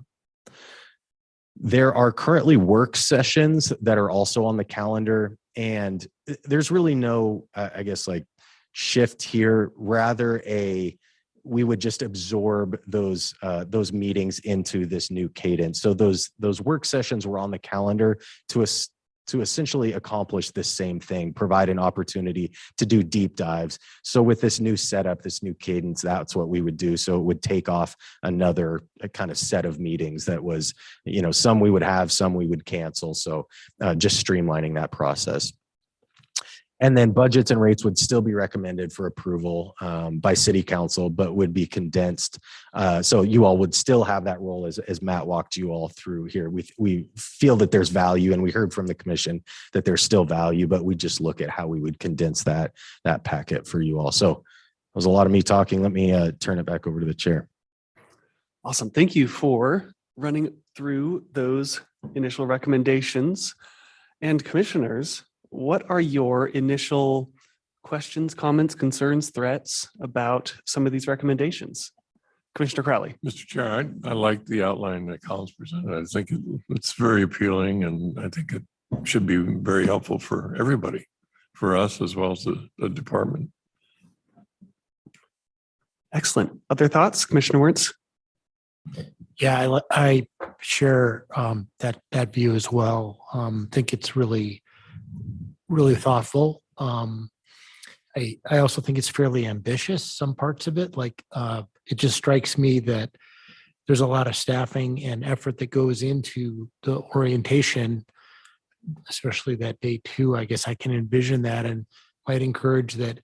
One way to do that also would be to say during the year, if you will, because I know you do a lot of other tours and events, but instead of having it to be exclusively for the commission, it could be that we're going out to the farm. There's these opportunities, and commissioners could take their own initiative. I really share Commissioner Cross's comment earlier about the watershed and the ability just to talk to a lot of people, not just the consultants that were getting feedback, but there was a lot of interaction. I got a good sense of how people in the community felt about the watershed by just being there. So those are just, it's another way of doing it. If you can't, it's a lot to travel around and see all that stuff in one day. Thank you. Thank you. I'm really excited, and I'm going to sound like a nerd. I'm really excited for the homework and the reading ahead of time. Because where I have found my role most useful is when I do have enough time to solicit input and feedback and ideas from my networks outside of this room for their ideas and working on projects together and just really boosting the profile of the work that's done in Public Works and helping other folks feel connected to the kind of work that we're doing as well. So really looking forward to hopefully that change coming soon. Commissioner Morgan and then Commissioner Crowley. Chair, it's kind of to marry Commissioner Wernz and your thoughts. I think for the second orientation day that you proposed, it would be really helpful maybe to have them sporadically throughout the year. While it would be nice to have it condensed and be able to go and see everything as a new commissioner, I don't think it's critical to being able to dive into the work. And I think a better way to be able to, or maybe a more inclusive way to like go about it, is making it not a full event, but being able to incorporate families and friends to those things. So that way they can also speak to these experiences, build that experience, and then be able to speak to have a larger ripple effect to have more understanding of like all the different facilities that Public Works has, and then more people can speak to it and their wonderful experiences at those facilities. So, I know that's a logistical nightmare to do that on one day or 2 days. And so I think spreading it out and then being able to have it be more inclusive, and then maybe even having it open to the community. I don't know where there would be value in that, but I don't know if that's worth navigating. Awesome. Commissioner Crowley. Mr. Chair, thank you. One of the thought, Colin, is this just came to mind listening to Crispin's comment. In terms of outreach, the city has chartered what they call neighborhood associations, and there are over 30 of them throughout the city. A lot of them are very active. They have set up boards and they have their regular meetings. And that might be a group for us as commissioners to reach out to and ask for time on their agendas and their meetings to talk about what the Public Works Department / Commission is doing. These are, as you probably know, there's never a lack of issues in the public for discussion in terms of what the city is doing or what it's not doing or how it's doing it or whatever. And so I think there is no real wide understanding and appreciation for what the Public Works Department is doing and how important it is to try and temper some of that stuff. There's some, I think, a lot of misinformation. But nonetheless, these are perceptions that are out there. And I think this might be one way for this commission to do something to address those perceptions and show the stuff that most of the people of the city don't see, don't understand it, and don't appreciate it. And I think it's really important for them to understand what is being done and being done well by the city in the context of the enterprise functions that we've been talking about. Thank you. Thank you. Any other? Yeah, Sure. Commissioner Morgan. Just to build off of that, I think because we have such a light touch with, not light touch, but a layperson touch with Public Works, then we're able to then go speak up with the community in those non-technical terms and be able to relate to folks and help them build their understanding. So I think that's a really good point. Any other thoughts or any missing pieces that come to mind that we could discuss to throw onto this list? Commissioner Crowley? Mr. Chair, Colin, would you mind just sending us a copy of your last slides, the outline that you have, and give us some time to chew on it, maybe get back to you with any suggested revisions or, that kind of thing? Starting on the homework. Right? Starting on the homework. Yeah, the whole audiobook. Yeah. Yeah, Commissioner Crowley, absolutely. And yeah, the objective here tonight was not to put you on the spot with any sort of formal vote or recommendation, just to get you all's reaction of bringing this forward. But absolutely, we'll share this right after the meeting or tomorrow. Awesome. Commissioner Ellis. Thank you. I was just going to add that when we were discussing this, we did think about how we didn't want to add more work. It was this idea of with the orientation and with the tours, we're like, fit us in where you can. Wherever you're already doing it, see if you can incorporate this. So I want you to know that that was definitely discussed in the meetings that we had. And also with the tours, I don't think we were thinking one day, we were thinking many ways of doing it. But I just wanted you to know that we were like-minded as we were thinking about that too. How do we go ahead and do this? And then the only piece that was new to me was this idea that you could not talk business on those trips. So that was the one we're like, how do we do this? Well, Do I have that Chair, right? Do I have what that we were suggesting is that the orientation day one, if you all are kind of the meet and greet, that would be like kind of we shouldn't talk business, because my presumption is you would like to just have like a kind of a social gathering. The tours we could set up in ways, and the admin staff, I can feel their eyes on me right now.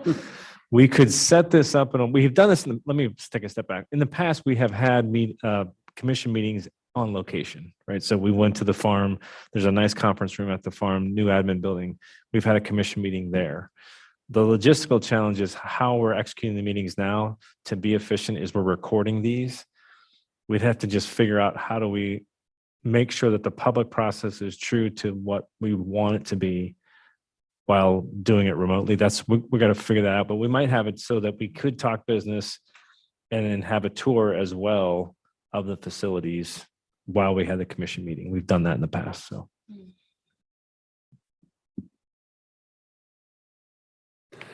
Any other thoughts on these initial recommendations before we enter into some other questions that I've got? Chair. Commissioner Just Morgan. Expressing gratitude to you and Vice Chair, and then also to staff. I think this is a really needed effort, just to do a refresh of make it more valuable to everyone. And so that way we can all like get in the weeds together and have a good time doing it. Thank you. So a few other questions that we have as we are noodling through what these changes could look like we currently have two subcommittees helping dive into some of the details that Public Works Department is engaging in. One is the Water Renewal Subcommittee, and then another is the Climate Action Subcommittee. And so how does the work done on those subcommittees, how do we square the circle of what's done there with the proposed changes to the way that the commission operates? And I'm open to any ideas or questions that you've got or anything like that. Commissioner Crowley. Sure. I liked the idea of the subcommittees. I think for those that have specific interests and backgrounds or skill sets that address or relate to those topically, the areas or topics that are covered in those subcommittees is really helpful. And I don't see any reason why we can't continue to do that and fold that into this new outline. And you know, the subcommittees are going to change. Things are going to change. The city is changing. Technology is changing. You know, the way we do business is changing. So there'll be interest for other people that I think we should have those opportunities available for them. Yes, I'm of a similar mind, especially if we do meet less frequently. This could be an opportunity for commission representation in some of the direction of the work that we could then include through periodic updates or presentations at those less frequent meetings. Commissioner Crowley. Mr. Chair, I would also just amend my last comments to include issues of public policy. I really think that there's more that we should be thinking about, not just the topics, but the public policy aspects of things that we want. I think we all want the same thing for our city and our community. And I think public policy is really important. It's going to get more important. People are paying attention to things. So that would just amend my last comments to include that. Thank you. Thank you. What are your thoughts on these subcommittees as they are? I'd be interested in hearing from Commissioners Morgan and Ellis as well from your participation in subcommittees. Chair, I'll largely echo Commissioner Crowley. I feel like I really get a lot of value from them. I think they're just very interesting and help me get a better understanding of what staff are doing. And I also just love the content. So I feel like a fish in water and just really love being able to dive into those subjects. That said, I recognize like the subcommittee structure, I think only allows for 2 commissioners at the time. So I don't want to hoard away from other folks who would find being on the committee or on the subcommittee really enjoyable. So maybe it's worth discussing folding it into the larger group and having that be as, if we decide on 2 to 3 priorities or 1 priority or whatever it may be, discussing doing one of those, like the subcommittee structure that we currently have, folding it up into those priorities. Since it is a little bit more exclusive versus inclusive of the committee members or commission members. Interesting. Yeah, and I'm also wanting to be mindful of that bi-directional relationship and make sure that whatever structure we move forward with would be useful and rewarding and additive to Right. staff as well. So definitely interested as we do continue these conversations. I'm definitely interested in the feedback of department heads or other leaders in public works. Yeah. Any other thoughts on subcommittees? Commissioner Warrens. Thank you, Mr. Chair. I'm a bit unfamiliar with the decision to have a subcommittee and how it's charged, and then how it finishes its work, if you will, and how it communicates. I think to Commissioner Morgan's point, how it communicates with the commission. So I'm not really well versed in it, but it does seem like with this new framework idea, at least the proposal that's out there, the idea of a prioritized list that the commission works on should inform what and whether you need subcommittees.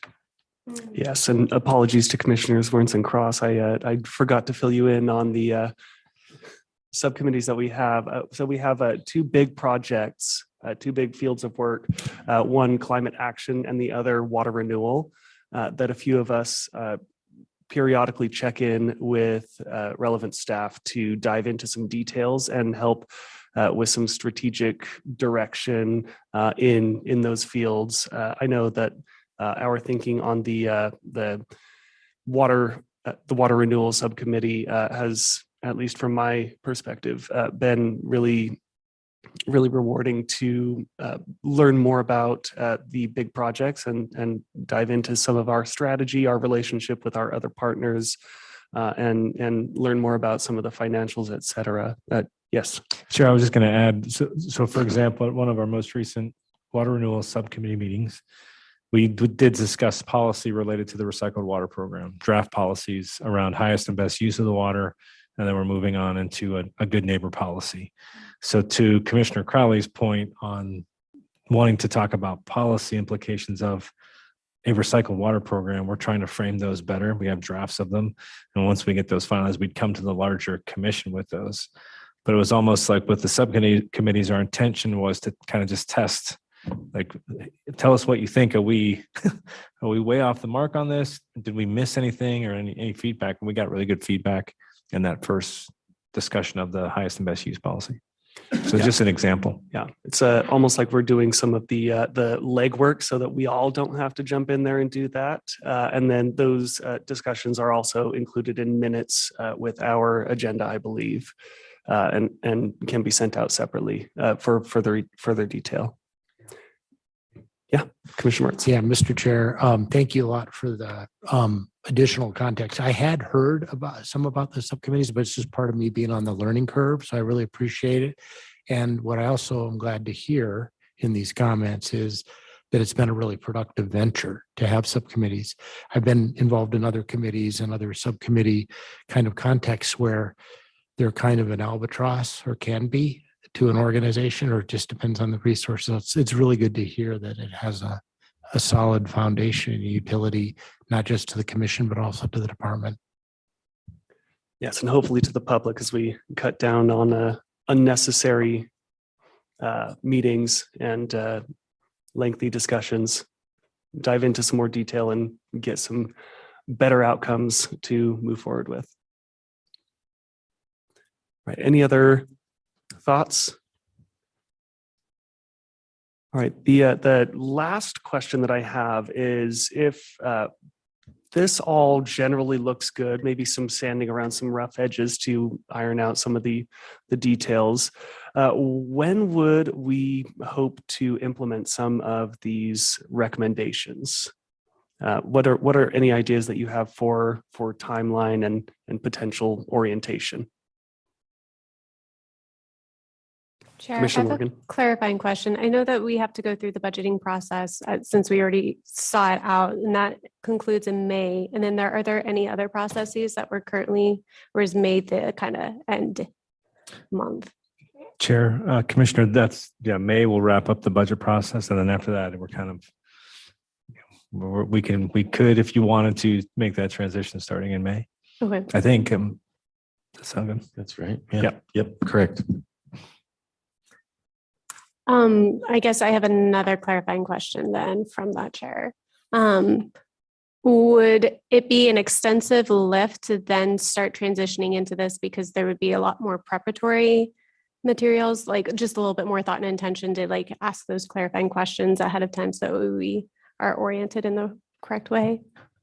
Chair, Commissioner Morgan, not necessarily. I mean, I think what we would start with is the orientation. Mhm. And so if we were in May, maybe we would try to do, it's like, if I think of quarterlies, to be a summer meeting, fall meeting, winter meeting, spring, and get on that cadence. Yeah. So the orientation would be, maybe we could schedule that in June, Mhm. although summer maybe challenging, but you could schedule that in June. And then in that meeting, we could start to get the priorities from you all and have that dialogue on, like, what do you want to hear for the rest of the year? Yeah. And then maybe we get on an FY, we haven't thought through this yet, but maybe it's where we get on when FY starts, we can kind of set the content for the following year. I don't know. We'll have to work through that, but Okay. Mhm. Thank does that you. help? Yeah, that's helpful. I guess then my recommendation would be starting in a summer cadence, figuring out when there's availability to start meeting for 3 to 4 hours in the summertime based on that input, and being mindful of when the topics would start, or like when we would start learning about topics and then being able to start prioritizing those topics. I think getting in sync with that, I think would just be helpful. So that would be my recommendation. Awesome. Commissioner Warrens? Yes, thank you, Mr. Chair. I would agree with that. Sooner is better, although aren't there some legal issues to iron through that might take a little bit longer?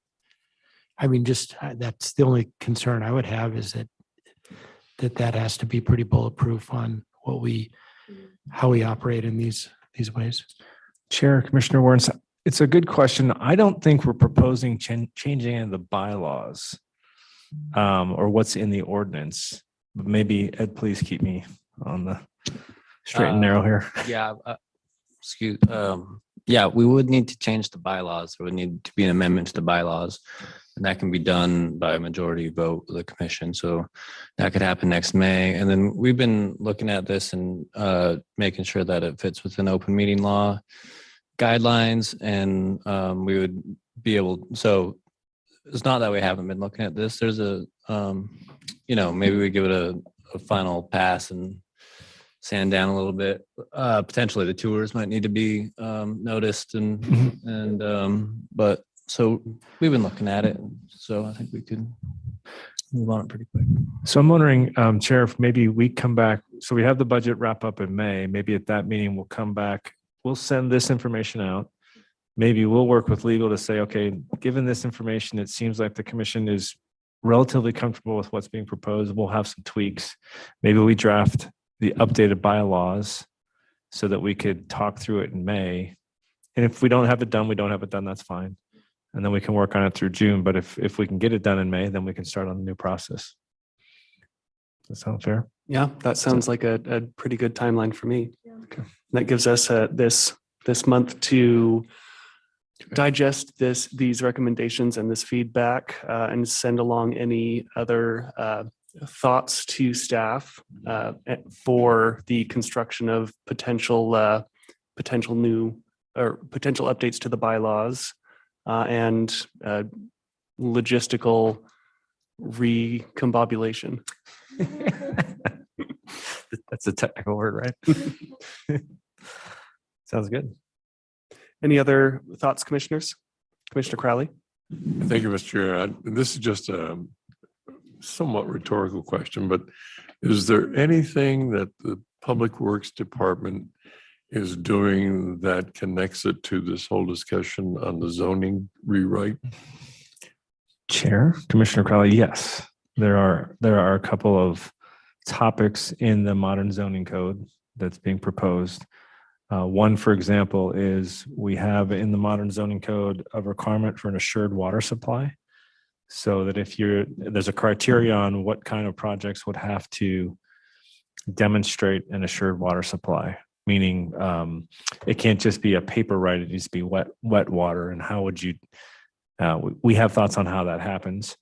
I'm sure there'll be perspectives from the community on that. But what we're trying to set up for our city is avoiding some of the issues that we see happening in other communities where, like Scottsdale is the one that comes to mind. There's been several New York Times pieces on some developments that have happened either outside Scottsdale or right on the boundary that are basically out of water. And there's no obligation for the city of Scottsdale to serve. And so it's just creating a big controversy and a headache. These types of things we think could help avert some those types of scenarios. So, and I'm not as eloquent on it as our water resources folks, so that we could provide more information on that.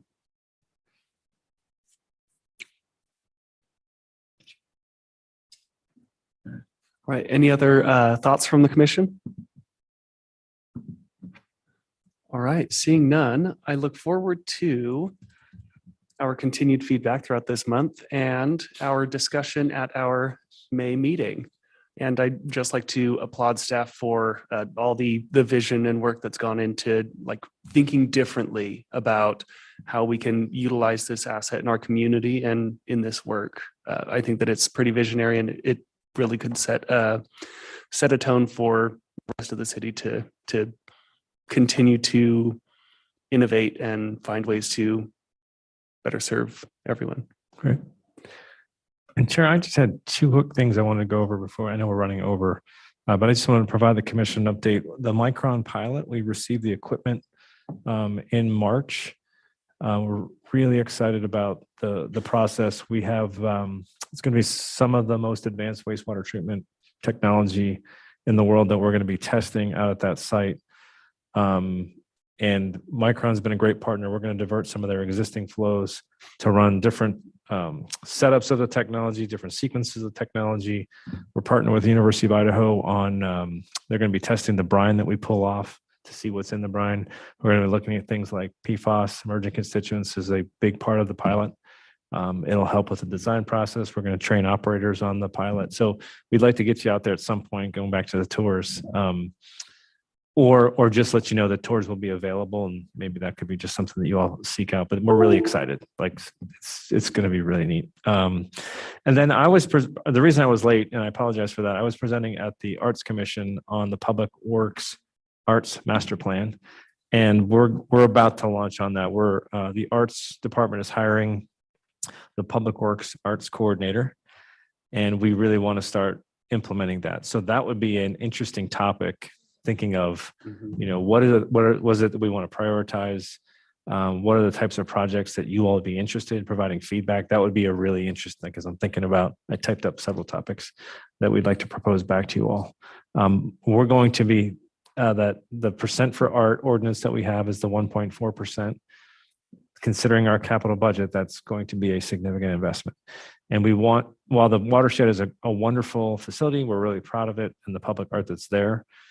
We would like to get out into the community with more pieces in the downtown, bench, neighborhood associations, partnering with airport parks to try to leverage and raise attention to things like water supply, climate issues, et cetera. So we'll be back in front of you with that. Awesome. Commissioner Crowley?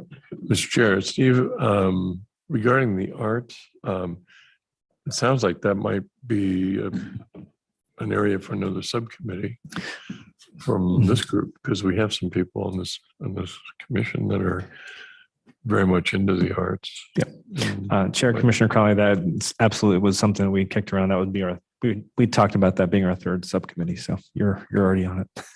You're ahead. All right. Thank you. Very exciting update. Anything else to come before the commission? If not, then I would entertain a motion to adjourn. I move that we adjourn the meeting today. We have a motion. Do we have a second? I second. Motion and second. All those in favor, please indicate by saying aye. Aye. Aye. Any opposed? Hearing none, the motion carries and we are adjourned. Thank you, everybody.